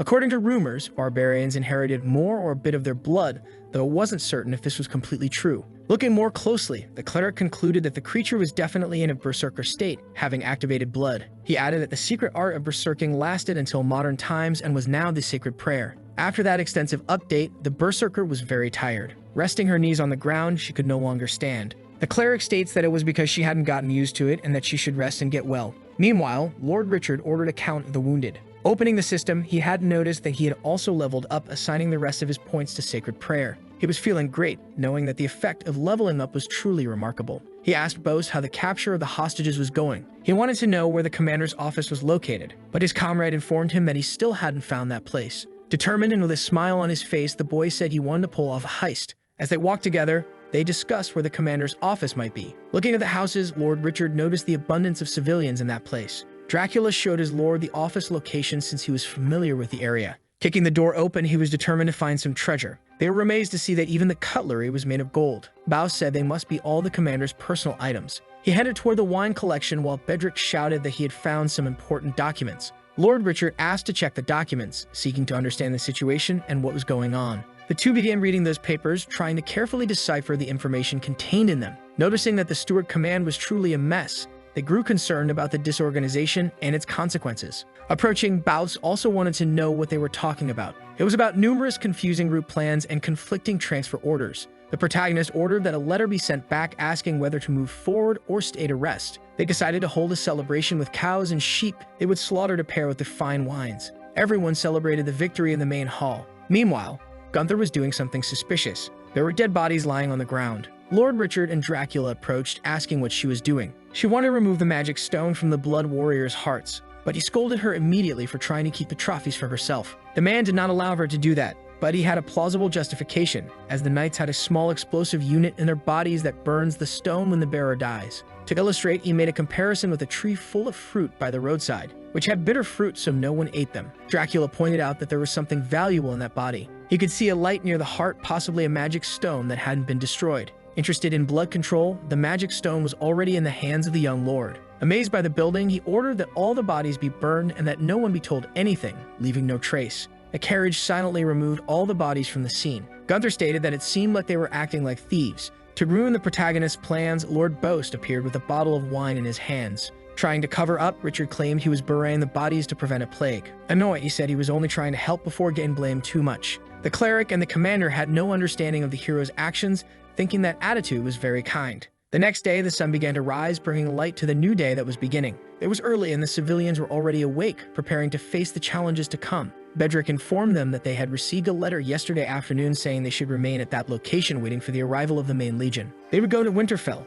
where that powerful ring was located in the house of a nobleman named Magellan. Richard knew that attacking Winterfell would be much heavier than the Battle of Chakashi. Even so, the fight didn't seem so difficult as one city was conquered after another. They discussed that King Baruni's command must have caused his hundreds of religions to disappear. Another possibility reported was that the Stuarts were secretly planning something. 3 days after Richard led a successful attack on Chakashi, the main force of the Pompel Legion also arrived. With doubt, he began looking at all the soldiers who stared at him. Bedrick said they were jealous of the Eagle Knight, who was the one who achieved the first victory and captured the Legion's flag. The protagonist loved that kind of attention. He thought he was amazing and enjoyed people's envy. The commander of the Dragon Claw said he didn't expect such a clean victory in the first battle. The two thanked him for the compliments and greeted the lady who accompanied him. She called him hot-headed and walked away. After the event, Bedrick informed them that Lord Egwene was a man who hated being recognized as a woman. Richard is shocked to discover that it wasn't a woman, and Bedrick states that they used to bathe together. The commander asks if the hero can say why a Tyrannosaurus would become a companion to a Dragon Knight.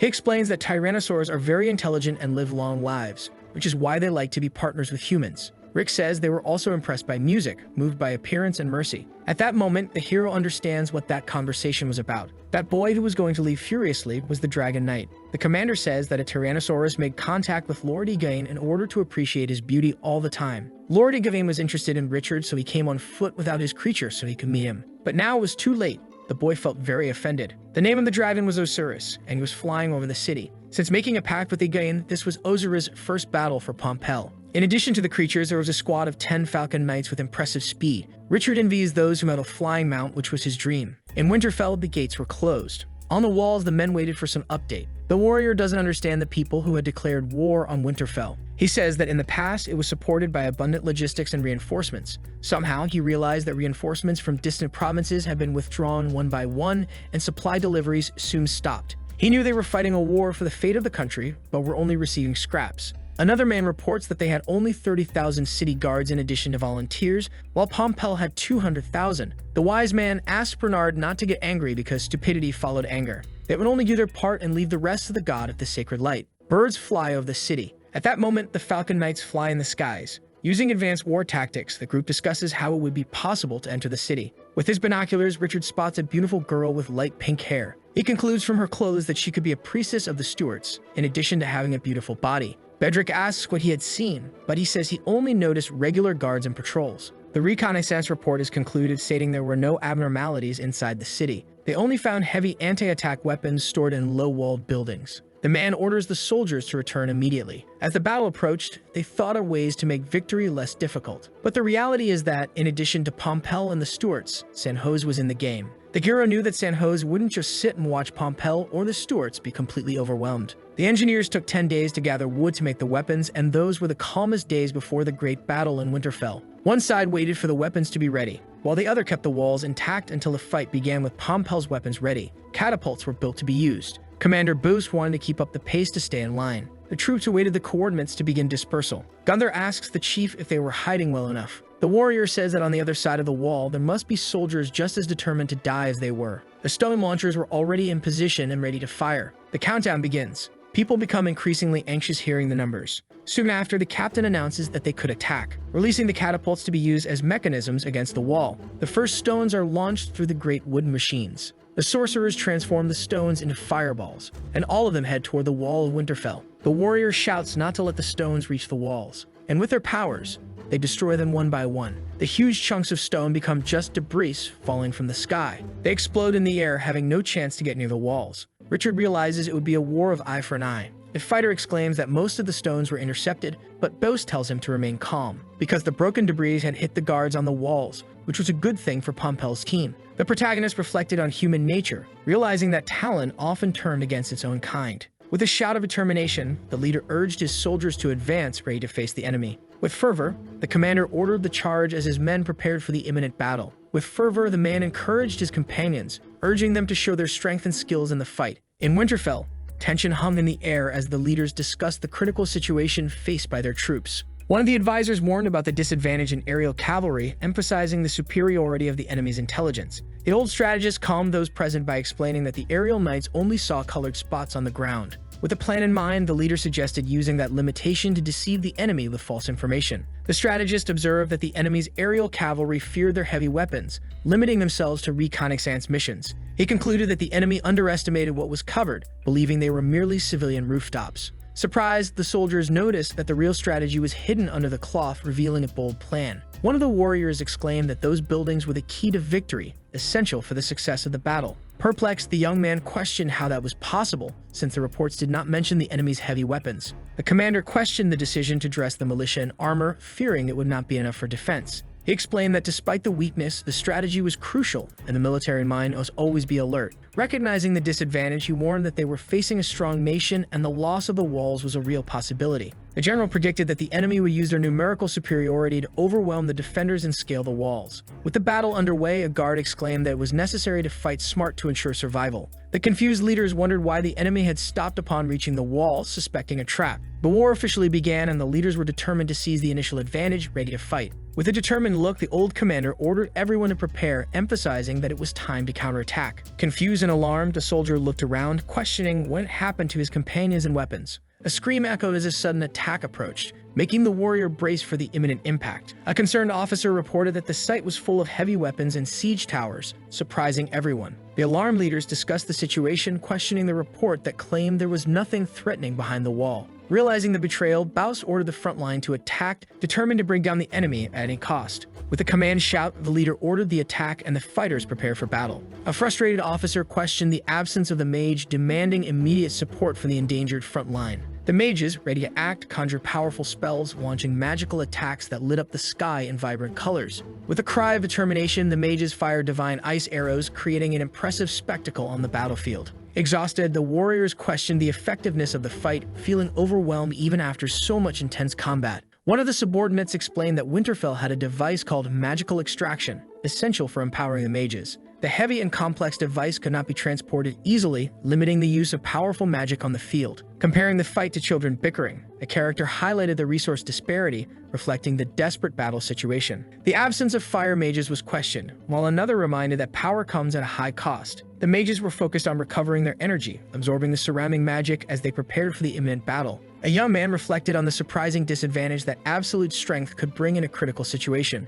Another admired the complexity of Winterfell's strategy, questioning who was responsible for such intelligent planning. While pondering the importance of this crucial siege, the boy felt the pressure and responsibility on his shoulders. With a cry of despair, he realized the battle was about to be lost, increasing the tension. An imposing dragon appeared, roaring fiercely, bringing a new level of threat and despair to the soldiers. Excited, the warrior called his leader, pointing to the sky, alerting him about something important approaching. The sound of a powerful roar echoed through the city as tension rose, making everyone look to the sky in panic. A majestic dragon flew over the buildings, its scales shining under the moonlight, bringing terror to the inhabitants. Alert, an archer noticed the imminent threat, his serious expression reflecting the gravity of the unfolding situation. The commander shouted retreat orders, his firm voice demanding everyone withdraw or prepare to fight. Confused, the fighters watched the enemy's retreat, questioning why they were pulling back after a single unexpected attack. One of the leaders analyzed the situation, mentioning the distance concerned if the enemies had truly decided to turn back. Urgently, the commander ordered an evacuation, instructing everyone to move away quickly.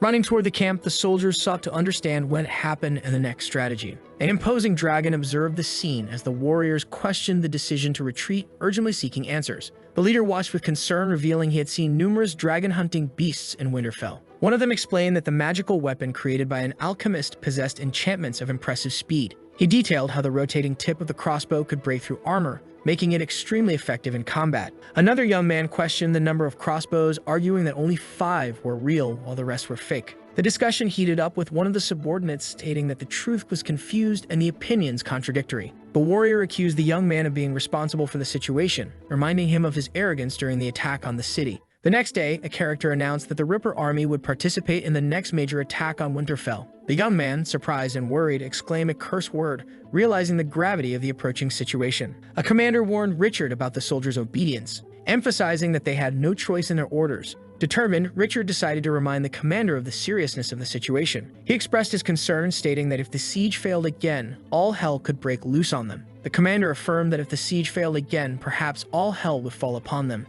He then warned that the next siege would begin in 4 days. New updates had arrived for the Lord. 3 legions of 12,000 men would arrive in Winterfell, including elites like the Thunderbolts. The old man stated that Winterfell must already be surrounded by so many Pompeians that reinforcements wouldn't be able to reach the city. Taking notes, he noted that the reinforcements would arrive in 3 days. 3 days passed, and a group of warriors gathered at the city entrance. Anxious, they observed a figure approaching as the torchlight illuminated the path, revealing the tension. The leader introduced himself as Thunderbolts and asked for permission to enter the city, seeking urgent help. Expressing concern, one of the warriors mentioned that 3 legions were on their way but had faced problems. The leader questioned the situation, requesting urgent information, worried about the safety of the warriors. A soldier reflected on the communication between the troops as uncertainty settled in. The darkness of night brought unrest, and the men took no precautions, ignoring the dangers surrounding them. With growing unease, the warrior wondered about the origin of a strange feeling. Hidden in the darkness, the man asked if they could enter. The lord made a hand gesture, signaling something to his subordinate. Holding a torch, he asked the figure to take his army back, since it was only a matter of time before Winterfell fell. However, the knight eagerly announced that a dragon knight would come to support them. He reaffirmed that it would be Count Corlem of the Golden Dragon. Despite this, the old man knew that Leon had been accidentally killed in battle while leading a siege against the dragon. Revealing his face, the figure showed that even the dead could lead armies. The leader observed the fallen legions, reflecting on the defeat and the critical situation they were facing. Speaking of cannibalism, a man described the macabre experience of consuming the flesh and blood of enemies. Seeking to understand what happened to the capital, the commander asked about the emergency transfer. The mysterious soldier responded evasively, stating that the information was not necessary for the leader. Tension rose as a warrior warned of imminent death, creating a desperate atmosphere. The leader ordered a retreat, realizing that the situation had become unsustainable and survival was the priority. Touching his neck, the man felt intense pain as the tension increased around him. He wondered what had happened, realizing he was losing consciousness and reality was distorting. A scene shifted to the castle, where shadowy figures gathered, warning about the critical situation. Cries of despair echoed as the guards realized the imminent threat approaching the walls. The night became chaotic, with the city in turmoil as the fate of the characters unfolded. Feeling a growing unease, the fighter looked to the sky as the night grew tense. He heard a distant scream, questioning whether someone had fallen into a dangerous and unusual place. When the situation spiraled out of control, the leader ordered everyone to prepare for the imminent attack on the fortress. The warriors gathered, ready for battle, as war cries echoed in the darkness. Worried about the strategy, a fighter reminded them that they were on a stealthy and risky mission. Another warrior scoffed, suggesting they need not worry, because victory was near and inevitable. Lord Richard expressed frustration, realizing that his ally had been placed in a vulnerable and risky position. As they walked, the characters asked what the enemy was planning, anxious for the fight. Gunther pointed to the horizon, alerting his leader to the presence of enemies in the distance. The leader watched intently, feeling the situation becoming clearer and his mind calming. Hesitant, Richard realized that the characters didn't seem to be advancing as expected, creating a new concern. Growing suspicious, he realized they were actually fleeing, running for their lives. In a group and very frightened, the men kept running desperately. From a distance, Gunther and Richard observed that devastating scene. They concluded that this could be a victory for them, something positive. The next day, the mood was one of happiness. Defeated, Baus died of envy of the boy who had won without practically fighting any battle. The characters reflect on where the 300,000 civilians of Winterfell could have gone. Dracula informs his lord that he could feel the thunder ring inside the city. Speaking softly, the lord gave the task of retrieving the object before the entrance ceremony ended. With an excuse, the two ran off, saying that Richard had a stomachache and was going to the bathroom. Inside the commander's office, the environment was filled with old documents and objects that told forgotten stories. Richard held the ring, thinking it was too simple for not having any magical crystal or ornament that drew attention. Calmly, he began storing the object in his coat, feeling that it could have a deeper meaning in the future. As the news approached, the two grew worried about not raising suspicion. Suddenly, a huge hand emerged from beneath the earth. Still walking, he reflected on the fact that people had simply left. Richard stopped, noticing something strange. Dracula asked the chief what he was sensing.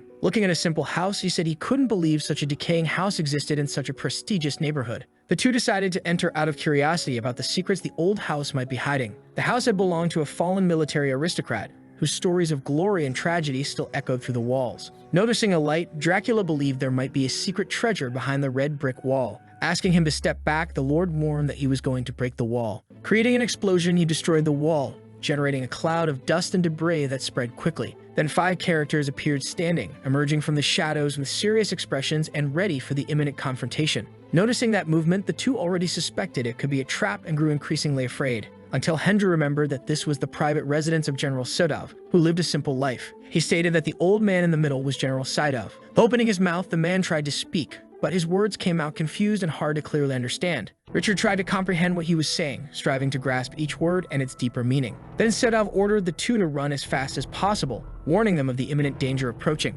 Unnoticed, a dead man was behind the two characters, slowly moving toward them. Upon hearing the noise, Richard turned immediately, feeling a surge of adrenaline as he prepared for the confrontation. Preparing his sword, he struck the zombie with a precise blow, eliminating the threat behind them. With a bad feeling, the Lord ordered his subordinate to return to the camp and keep everyone alert. Richard would stay in the house to discover more about the undead and understand their dark and mysterious secrets. Turning his back, Dracula left, leaving a trail of shadows and mysteries hanging in the air. The protagonist wanted to extract as much information as possible from Commander Sidov, seeking answers to his intriguing questions. The creatures were dangerous and immortal, and the only way to escape was under the sacred light. Stidov added that once the sacred light shield was activated, it should last for 12 hours, which is why they remained locked inside. With no time to lose, the character asked the young man to take him to the commander. Everyone left the house, heading toward the camp. On their way, there were several undead ready to attack. They were former residents of Winterfell who only appeared at night because they feared the light. Richard asked if the 300,000 inhabitants were turning into those things, but Sidov said no. Furthermore, the captain mentioned that the city had received 150,000 new men. Reasoning, the protagonist calculated that there could be 450,000 undead roaming in that city. The imminent clash between the groups was approaching. When asked if he was afraid, Richard said he considered them only slightly better than civilians. Warning that the undead were very sensitive to elemental fluctuations, the one asked them not to use sacred powers. The red-haired man warned that they should aim for the head to hit the enemies. With the order, the protagonist dashed ahead, using his giant sword to cut down all the creatures, attacking them in his own way. Finding the fight easy, the commander warned that it wouldn't be like this all the time. and that the undead in Praetorian armor were the strongest zombie warriors. Stadov explained that they didn't suffer from pain or fatigue and also possessed the weapon skills and physical abilities of the living. And to top it off, there were thousands of them in the city. While they argued, more enemies appeared for the fight. Sad, the girl with pink hair said she wanted to cast the Holy Cross to heal but couldn't. At that moment, the girl's powers were useless. Upon ordering everyone to stay close to him, the woman leaped onto the Lord's back. Together, they all attacked at the same time. The protagonist's abilities were so invincible that he fought while the woman clung to him.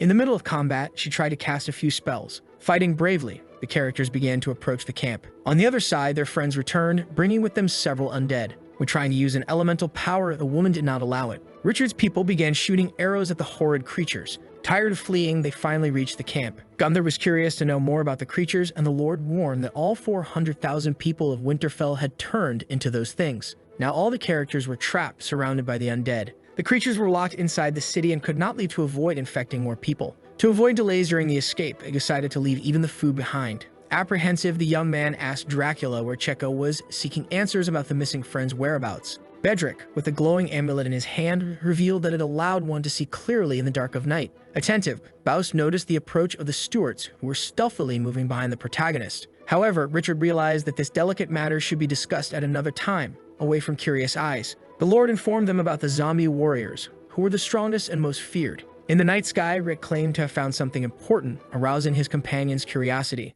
Surprised, the two looked at the house's roof where shadows moved, generating a sense of apprehension. A zombie warrior in shining armor watched intently, ready for battle. The zombie warriors came down from the roof relentlessly. They were heading toward the people on the ground. Bedrick thought that since they were zombies, they couldn't be that fast. A dragon's roar echoed through the air. The three characters began to discuss what kind of dragon it could be and who its owner was, but they didn't reach a consensus. Commander Sidal hoped it wasn't Corleone's dragon, since he had a golden one. Looking to the sky, he waited for the figure to appear. It was a giant zombie dragon with exposed bones. Now they knew it was an indestructible dragon. Not knowing what to do, they all started running. They decided they would split up and meet at the next intersection. Terrified, the stewards also fled. The characters were already tired and out of breath from so much running. They decided they would rest a little, thinking they were far from the undead. They observed the city, which was in complete silence. Sensing something strange, Bedrick asked why the undead weren't chasing them. But the truth was that the creatures were pursuing Lord Richard. He decided he would defend himself with his giant sword,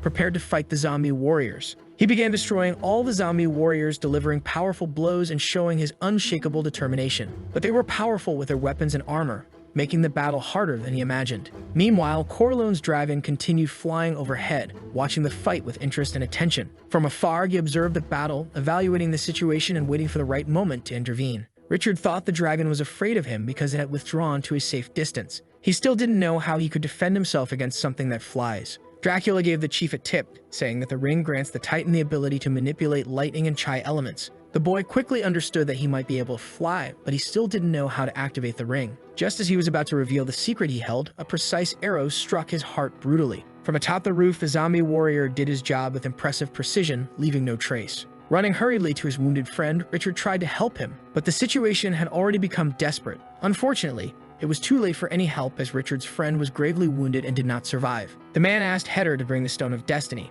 but it was at the previous camp. They had left the stone behind after the order to discard everything heavy. Desperate and not knowing how to save Dracula, Richard felt powerless in the face of the grave situation he was facing. He remembered with longing the good moments he had spent alongside the friend who was once his mortal enemy. Richard deeply regretted not being able to protect Dracula, feeling guilty for not acting in time. Meanwhile, the mysterious Stone of Destiny suddenly appeared before his eyes, bringing new hope. He had it with her the whole time. She couldn't leave something so valuable behind. Crying with emotion, the protagonist thanks his friend for her wisdom. Carefully positioning the magical stone over the wound, the boy hopes it will bring the necessary healing to Dracula. He places the stone directly into Dracula's heart, feeling a wave of energy pulse through his body. Surprisingly, the stone begins to transform Dracula into a powerful blood knight, awakening extraordinary abilities. However, his eyes remain closed as if he were in a deep sleep awaiting the right moment to awaken. Until, in a sudden and unexpected moment, his eyes open and glow intensely red like spilled blood. Meanwhile, the war rages on fiercely, with the allies bravely fighting to keep all evil away from them.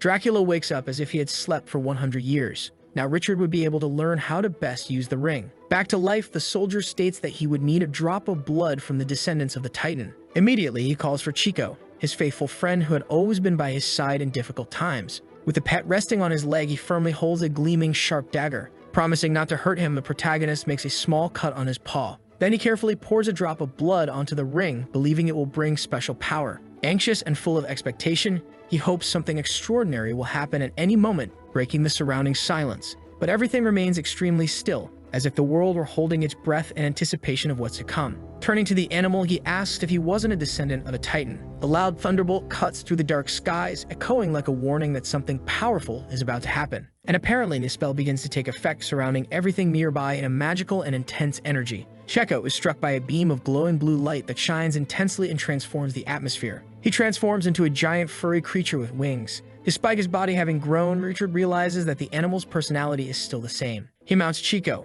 and together they courageously set out for war, ready to face any challenge that arises. Ordering Checo to fly high, the two launch into the attack, determined to fight for victory and freedom. Flapping his great wings powerfully to gain momentum, Checo prepares to take flight toward the battle. Finally, the beast manages to leave the ground, rising majestically and powerfully, ready to face the enemies in the sky. Watching from the ground, the stewards discuss what that different creature flying in the night could be. Commander Sidov gives his guess, saying it could be Lord Richard. Corleone's dragon and Richard with his pet are now face to face. He fires a weapon at his opponent, claiming it's a gift. The weapon hits the dragon's skeleton directly. Richard is already preparing the second attack, and begins to use his elemental power. Meanwhile, Corleone uses some defensive tactics. The zombies grin intensely, watching the enemy's movements. Distracted, he doesn't notice an attack coming from the right, and it strikes his dragon with full force. The Lord reveals the infinite number of weapons he possessed. As Checo flew, he fired various instruments. Angrily, the zombie realizes the boy is drawing death. The dragon lets out an intense roar, but the furry creature dodges.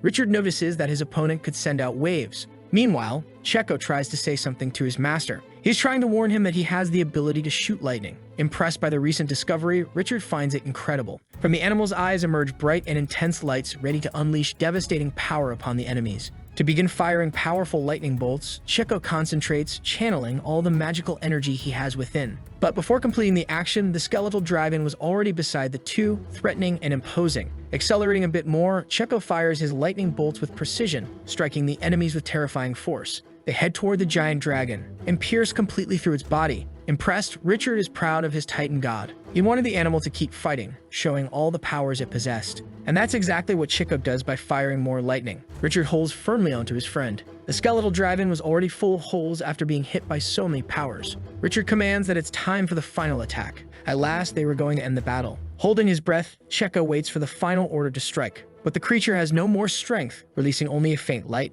Panting, Chico can barely breathe properly. Regaining its strength, Corleone's dragon returns to the front line. But the Lord is faster, dodging the attack. Even with all its bones broken, the dragon flew as if nothing was wrong, and it kept going after the fight. Richard ordered his pet to start fleeing, thinking the skeletal dragon wouldn't be able to catch up. But before they could get far, the creature was already preparing its next roar. They began to retreat, running in zigzag. But it was an intense chase, and the protagonist needed to think of a solution. Looking ahead, he had a pleasant surprise. It was a gang with his dragon flying nearby. Richard immediately asked the boy for help. Fearing the death of his dragon, which was reaching maturity, the boy refused to enter the battle. Meanwhile, the chase continued, and the skeletal dragon was already behind the characters. With no fear at all, Richard leaped onto the creature's back. Supporting himself with his feet, he came face to face with Corleone. He wanted a face-to-face fight. Running while holding their swords, the two drew closer. Corleone tried to strike him but failed, missing his attack against the fearless young warrior. The boy stood with his sword on the back of the skeletal dragon, ready for the decisive attack. He drove the sword in with all his strength, focusing on delivering a deadly and precise blow.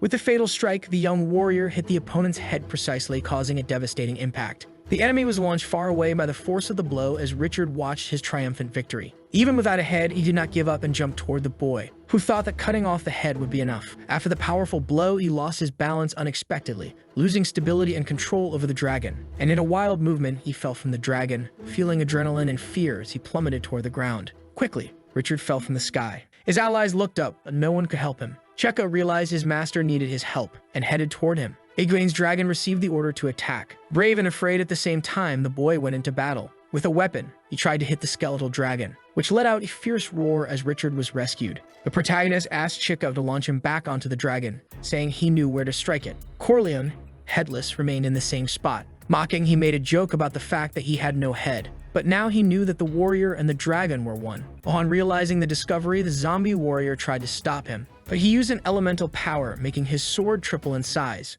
piercing straight through the creature's skull. With the impact, Richard landed on Checo's back. While observing the destruction he had caused, the two fled, dodging the skeleton's debris.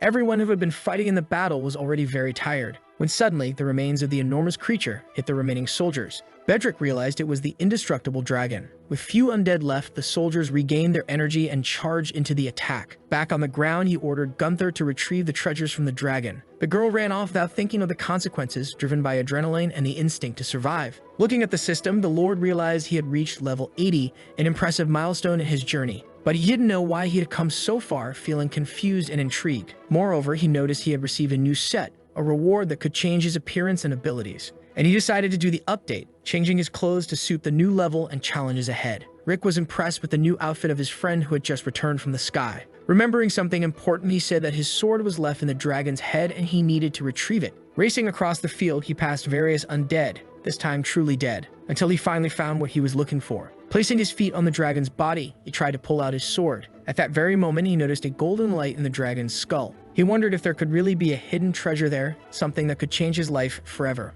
Looking more closely, the protagonist began to doubt what he was really seeing before his eyes. What seemed like a simple object now revealed itself as a dragon embryo, something extraordinary and rare. He was stunned by the discovery, feeling a mix of fear and fascination before such a mystical and intriguing creature. Soon his hands approached, eager to touch and explore what could become a grand adventure in his life. He thought he would find a piece of pure crystal, but found something alive. He wanted to sprinkle some holy water for purification, but the hatchling asked him not to kill it. The creature named Thutmose began to communicate. He had not been exterminated because his essence was that of a golden dragon who became an undead before growing his third head. That's why he survived the dragon crystal. Now he would temporarily be housed inside a dragon crystal, becoming property of the Lord of Fortress Gaussian. The creature, trying to be useful, begged desperately not to be killed, revealing his vulnerability and fragility. Sensing the creature's desperation, Richard decided not to kill it, opting for a more compassionate choice. He decided to hide his discovery, fearing the consequences of revealing the existence of the dragon embryo. The next day, the troops were resting in their tents, enjoying a moment of peace and tranquility.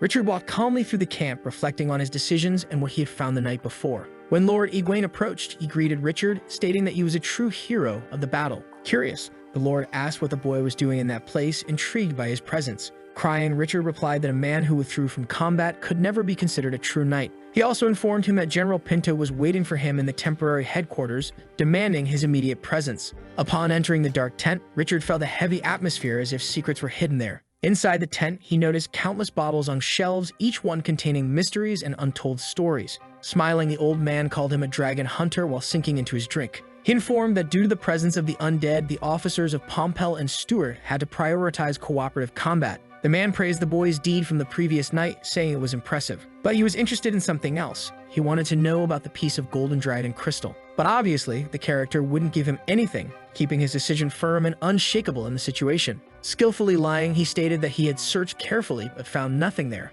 hiding the truth from everyone. With anger in his eyes, the man said that was impossible since dragons without a dragon crystal couldn't become undead. Trying to stall a bit more, the boy said he was still thinking. Telling another lie, he said he was inexperienced in killing dragons, which is why he ended up breaking the crystal. Sidov stated that no one should make hasty judgments since Egwene came from a very poor background. Egwene came from a family of knights, not nobility. Egwene's family was saved thanks to the dragon. The same applied to Richard, who was just a bastard. At that moment, the protagonist was shocked to learn that the commander knew that information. Stegov informed that until the undead incident was resolved, the two countries would remain at peace. Now the hero could finally return to Fortress Gaussian in peace, relieved after so many difficulties faced. The intense cold spread across the landscape, turning the environment into a breathtaking and silent winter scene. As the characters returned to Fortress Gaussian, they felt the anticipation of reuniting with their homes and friends. Upon arriving home, the man was stunned to see that snow covered everything around. Entering his house, the protagonist didn't recognize the place, as if everything had completely changed. He assumed a renovation had taken place, wondering what could have caused so many changes in his home.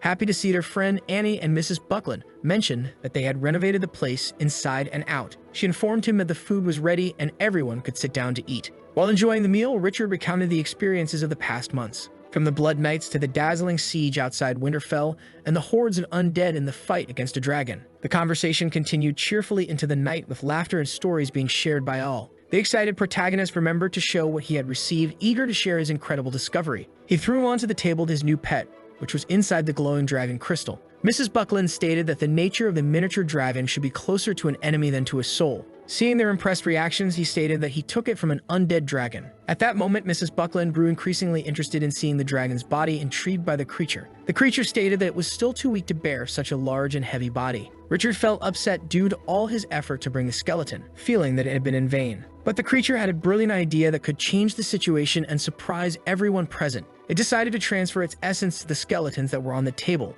creating something new. Everyone watched attentively, curious about what would happen to the skeletons and the magic involved. Meanwhile, the figure of a chicken was slowly being constructed, taking shape before their amazed eyes. Suddenly, the chicken began to fly in the middle of the room, surprising everyone with its unexpected ability. Having an idea, he thought he could use a reconnaissance chicken in battle, but he would talk about that later, ordering the creature to return to the dragon crystal. Now that it was dark, Dracula decided to reveal the second secret, creating an atmosphere of mystery and anticipation. He ordered someone to enter, increasing the tension in the air as everyone waited anxiously for the revelation. Removing his cloak, Dracula began to show his face, revealing features that left everyone astonished. Annie and Mrs. Buckland were impressed with what they saw, not knowing how to react to the scene. They thought it was Dracula's sister, a female version of him reflecting his appearance and aura. But Richard explained that it was him, and he had been acting strangely since the Stone of Destiny was used to resurrect him. Sadly, he said he could no longer see the sunlight, feeling his skin burn during the day, which is why he only came out at night. He also mentioned that he had a very small appetite and slept all day. He was also afraid of holy water,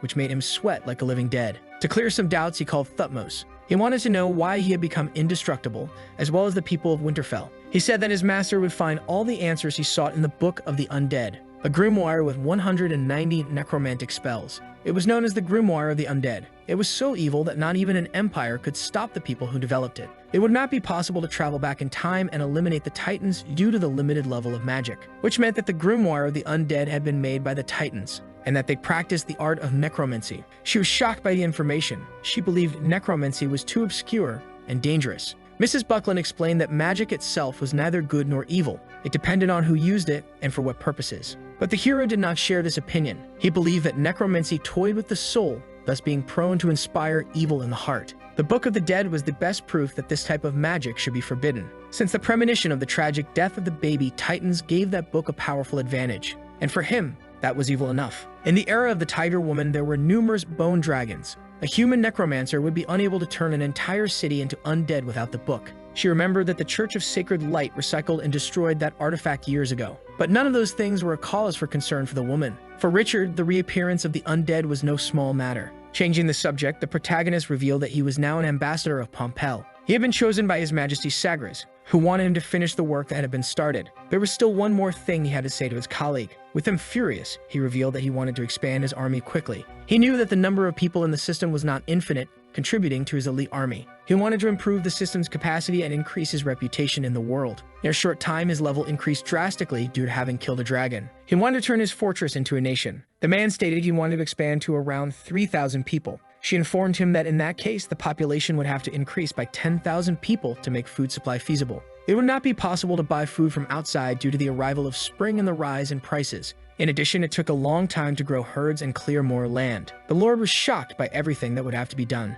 Mrs. Buckland emphasized that he should do what he could with the money he had and not be so insistent. The character informed that a load full of gold and silver coins had arrived, adding up to a total of 200,000 gold coins, which left the protagonist euphoric. The woman didn't understand how they had gotten so many coins, considering 50,000 totaled the reward for killing a dragon. The rest came from the dragon's nest. Annie came closer, ready to tell Richard something. She announced that her maternal tribe of prairie elves, with around 400 people, wanted to join Fortress Gaussian. Narrowing her eyes, she emphasized that she wasn't doing this for money. Ordering the girl not to spoil it, the Lord became interested in those skilled archers and swordsmen. They were 10 miles away. Determined, the Lord wanted to go to the area to fetch them. In the elf tribe, they were cooking, wondering if Annie had already made the proposal. Upon meeting her maternal side, she introduced her grandmother named Lady Melissa, who said that Annie had mentioned the protagonist was arrogant, gluttonous, and seductive. He starts laughing upon hearing those adjectives while the girl becomes embarrassed. Observing some boxes, he asks if there was any treasure inside them. As he approaches to see what it was about,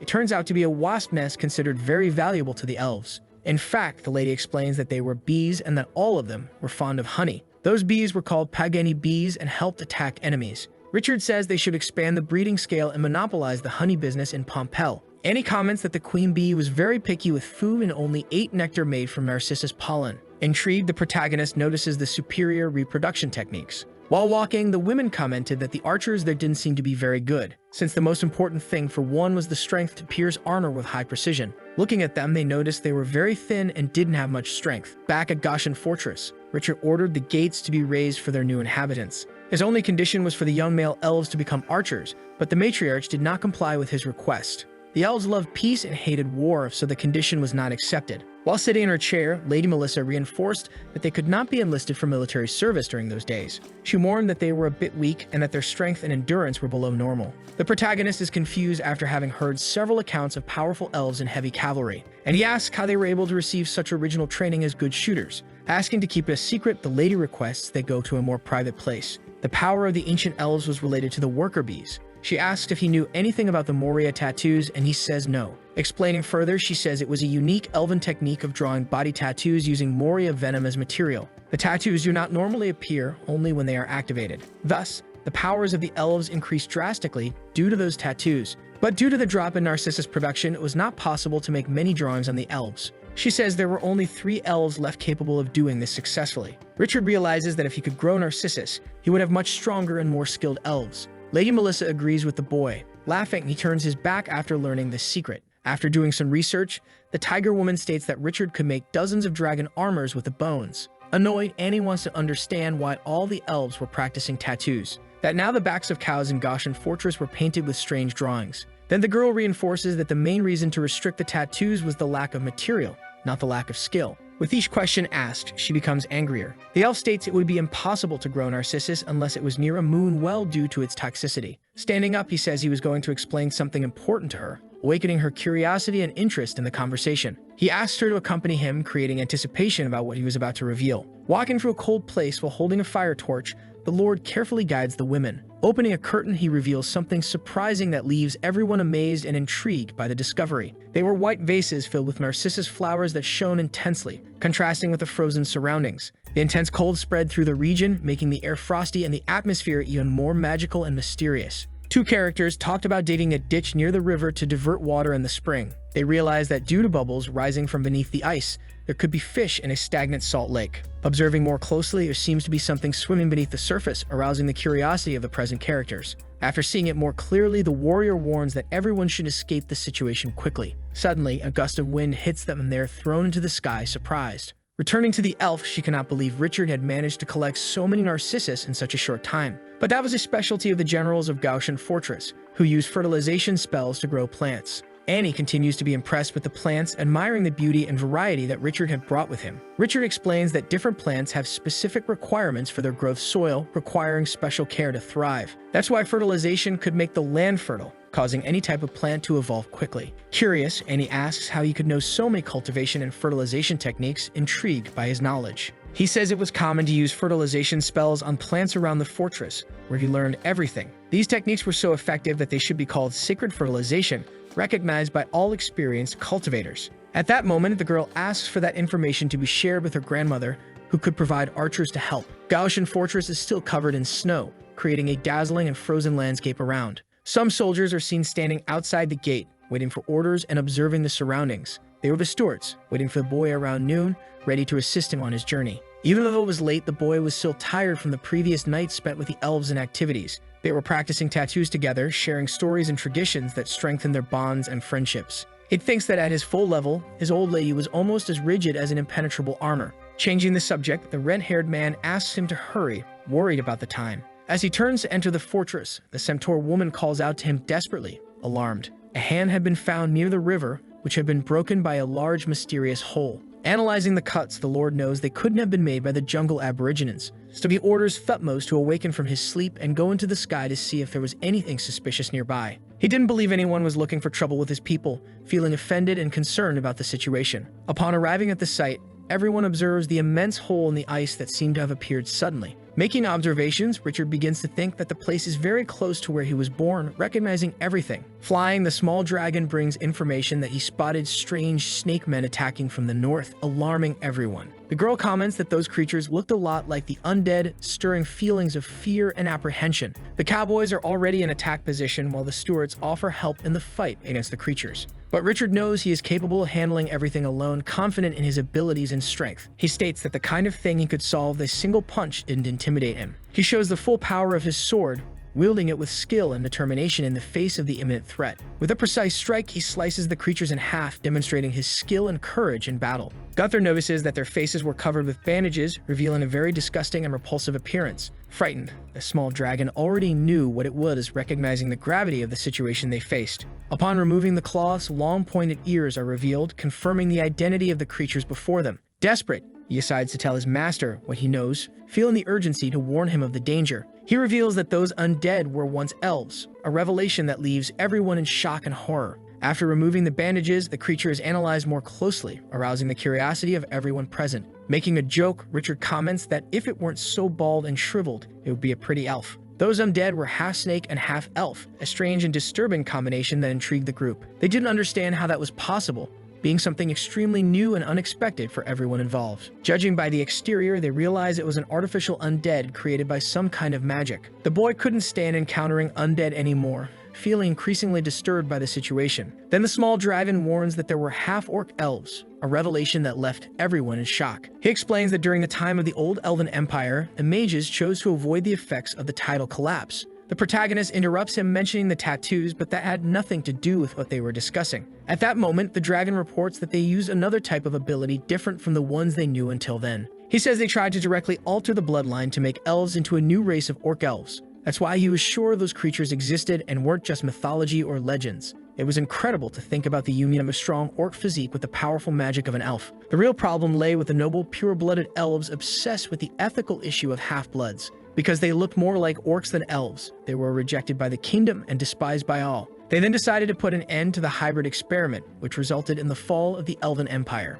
The Empire had no orc elves as a means of defense, which led to its final ruin. He also says that his ancestors tried to create a lineage of dragon elves, seeking power and wisdom. Curious, the boy asks what the result of that experiment was, intrigued by the story he was hearing, and he informs him that it had worked, but the creature was an idiot, intellectually incapable of understanding everything. That movement was against the law of nature and was not approved by the stewards, who were conservatives. But they still didn't know how the orc elves had turned into mummies, a mystery yet to be solved. Their weapons were very new, indicating that something recent was happening in the region and needed to be investigated. After thinking for a while, the Lord makes a decision, determined to uncover the truth behind everything. He wanted to dig up the bottom of that river and discover where all those people had really come from. He orders his subordinates to come to the river to help with the excavation, ready to work. With knowledge and curiosity, the crowd began digging into the ground, eager for new discoveries. Every day after that at noon, several snake elves would jump out to try to surprise them but were eliminated. 3 days later, Luby's group finally dug to the bottom, revealing secrets buried long ago.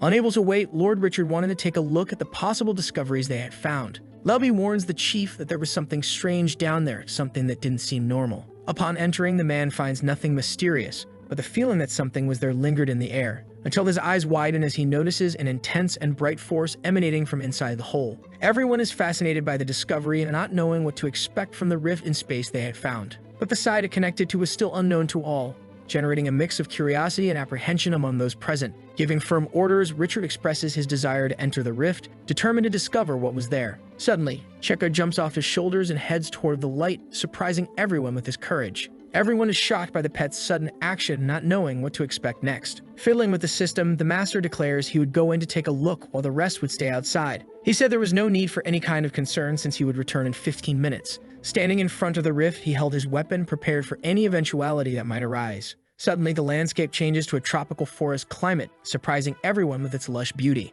The trees were very tall and green, creating a magical and mysterious environment around them. But he was not alone. His subordinates had secretly followed him, worried about his safety in the new land. They did not feel comfortable letting him go into the unknown completely alone, fearing for his life. Checo reappears minutes later and gets scolded by his master, who was worried about his safety. They decide to explore the surroundings, not observing any immediate danger that could threaten them. The Lord could not understand how a place of immeasurable beauty could be capable of producing undead. Returning to the rift, they decide to leave the strange land, feeling that something was wrong with the environment. But the protagonist comes face to face with a bright light that momentarily blinds and confuses him. With his hands on his head, he realizes he cannot return, feeling trapped in a complicated situation. After 15 minutes, more soldiers appear offering help, ready to support Richard on his journey. After half an hour, a few more cross the rift, bringing reinforcements and increasing the tension at the site. Even the Stegosaurus and the lizard men arrive at the location looking for the master of Goshen Fortress. All these people had crossed the rift in search of Richard, concerned for his well-being. And now they were all trapped in that forest,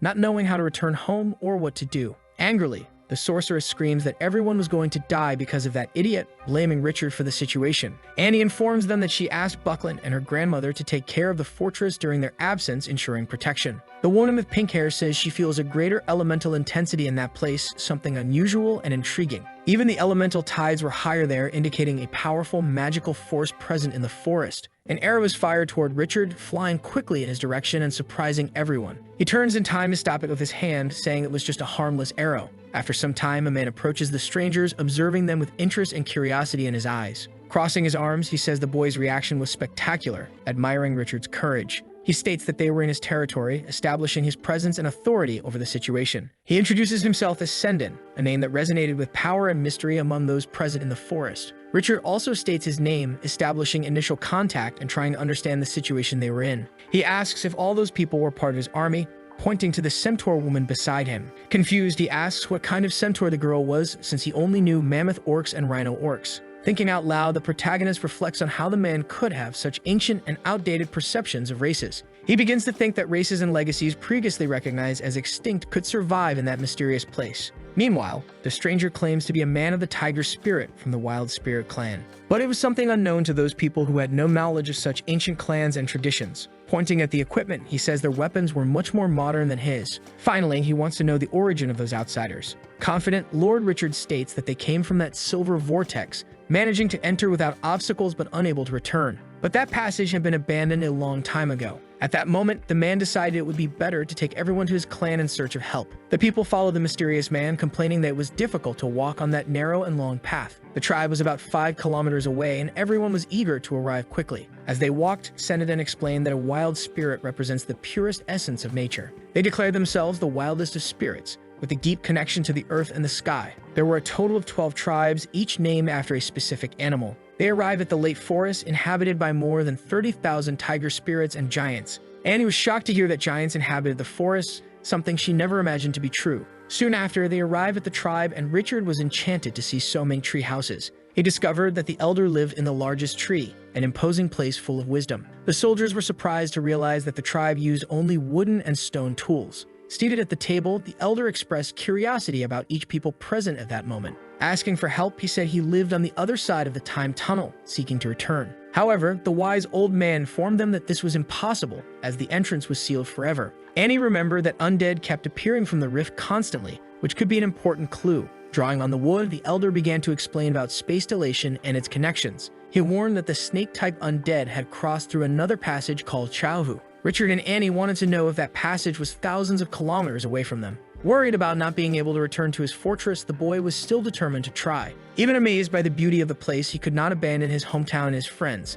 The elder discouraged the outsiders, warning that everything was an illusion and that they should be careful. He warned that upon leaving the forest, they would be attacked by ferocious animals that inhabited the region. Willing to help, the Lord asked the elder to point the way back home. To return, the approval of the gods and the strength from the other side of the tunnel would be necessary. However, not even the old man knew the exact meaning of the legends surrounding his generation. At a table, Richard and Annie discussed what could be done to solve the situation. Richard thought that people on the other side might pull them back through a portal. Impressed by the master's intelligence, Annie said that idea really made a lot of sense to her. However, he knew nothing about the approval of the gods, as he did not believe in their existence. Then the dragon returned to warn that the tiger spirit was actually a disguised orc elf. The protagonist had already noticed the presence of the orc elf, but was not sure of his intentions. Finally, the creature suggested that the god could be the last elven royal family, but Richard disagreed. He thought that everyone in the tribe hated having the same ears as the forest elves, so it was likely they had created a new name for themselves, like Beast Spirit, for example. A loud sound echoed through the middle of the forest, drawing the attention of everyone present there.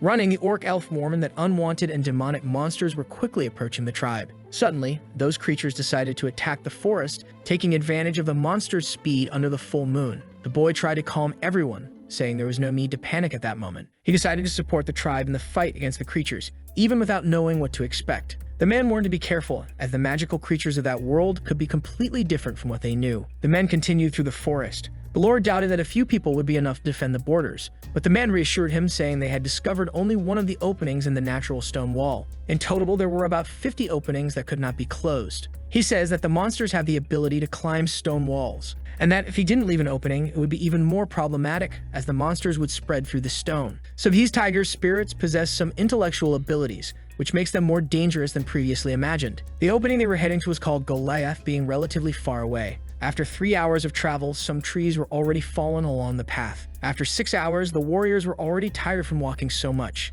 At 9 hours of travel, the landscape changed completely with trees without leaves. The pointed trunks rose like sharp thorns, creating a threatening and intriguing scene in the dense forest. Finally, they arrived at the imposing stone wall that protected the forest, a true landmark in their journey. Pointing with his finger, the orc elf indicated the opening, revealing a path that looked promising and mysterious. It was a gigantic opening, allowing sunlight to penetrate, illuminating the environment with a radiant glow. Turning, he asks if the forest wasn't located inside a giant crater. But in fact, it was an extinct volcano. The man said it was better to be extinct, so it wouldn't cause more problems since they were walking on the crust. Even so, they did not spot any undead, but they were very slow, so they probably weren't nearby. Richard asked about the giants, but they were asleep to conserve their energy. But they weren't titans, just iron giants considered descendants. The protagonist was going to check outside the barrier to observe the monsters. They approached the edge, and upon climbing the rocks, the red-haired man was extremely shocked by what he saw. It was all desert, just sand. They no longer believed in the existence of those walls outside the forest, since such an arid environment would be unable to support their survival, lacking even water to drink. Holding a skull in his hands, he brought the item to his master, eager to show the finding. He said there was something inside the skull,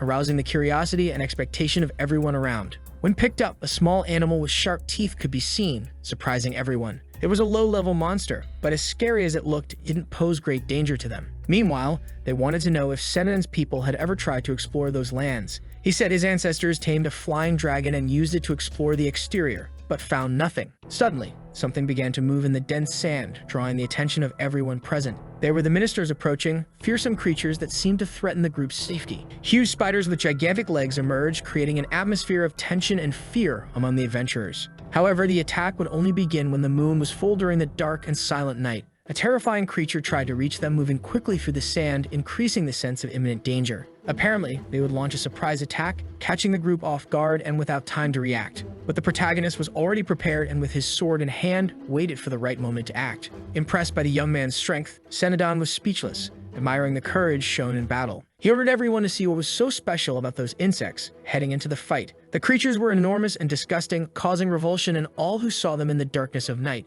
Their limbs revealed very soft meat, similar to crab legs, sparking the curiosity of those present. The man said they were edible, just a bit of salt and rose hip to season them. He had noticed how those worms were able to approach silently, seeking help for their needy tribe. But it might not be a good idea, as they would arrive too late to help those in need. Watching the night, the characters fed on a bit of bread, trying to satisfy their growing hunger. Numerous insects began to approach. Afraid, Motor already wanted to run away, but that was not going to happen. They would stay and fight with the people of the forest. As the creatures drew closer, the army prepared for impact. Header accepted the mission of managing wide-range sweeps to the end. If any monster crossed the battlefield, Senodon would be responsible for final control and elimination. At that moment, the official battle would begin, and everyone prepared for the imminent clash. Arrows struck the bodies of the giant animals, but it was not enough to stop them. They kept running quickly through the sand, determined to reach their goals without hesitation or fear. The protagonist was determined to eliminate them all, leaving no survivors behind. Blows and kicks were used as a means of defense while they tried to protect themselves from the threatening creatures. Even the Stepsaurus joined the combat, crushing any type of threat that came near them. The woman with pink hair decided to use her powers wisely, seeking an effective strategy. The purple blood of the animals spread across the field, creating a terrifying and chaotic scene. Even with all their experience, the characters were already very tired and needed a rest. More monsters kept appearing, seeming endless, increasing the pressure on the exhausted warriors. A ranged attack was necessary against those creatures that were determined to strike the people. Even tired, the Lord did not give in and unleash a powerful elemental attack on the enemies. With his circle of power, he was able to destroy several creatures at once, impressing everyone. Even so, the creatures kept showing up, proving that the fight was far from over. The characters were going to die from exhaustion if they didn't find a quick solution to the critical situation. Then Checo had a brilliant idea that could change the course of the ongoing battle. He exchanged glances with his master, who understood him perfectly, feeling their bond grow stronger. Happy with the idea, Checo felt like an idiot for not thinking of it before the fight. Checo was the mage they had needed, bringing new hope to the weary group. At his command, the pet began to grow in size, surprising everyone around. In mere seconds, he became a huge creature with wings, ready to face the enemies. At that moment, the beasts froze, probably because they had never seen a flying creature before. But shortly after, the intense attack resumed, and the beasts desperately tried to reach Chico. Piling on top of one another, they formed a wall with their bodies, blocking the path for the heroes. Blue lights surrounded the creature, creating a visual spectacle that was both impressive and terrifying. Richard prepared to show everything he had been practicing recently, determined to make a difference. Finally, he would say goodbye to those mysterious sand-dwelling worms, ending the threat once and for all. The looks in Chico's and Richard's eyes wished for the same thing, the complete destruction of the enemies ahead. Flapping its wings, the creature began to unleash lightning bolts, striking all the creatures with tremendous intensity. On the sand, the protagonist prepared his sword for the final attack, focusing all his accumulated energy. He poured out all his fury, creating currents of energy that spread across the battlefield. People watched the war closely. Totally impressed, Senadin observed the strength and power of that young warrior. The creatures were destroyed one by one. The protagonist considered the possibility that those monsters had some kind of unknown connection with Titans,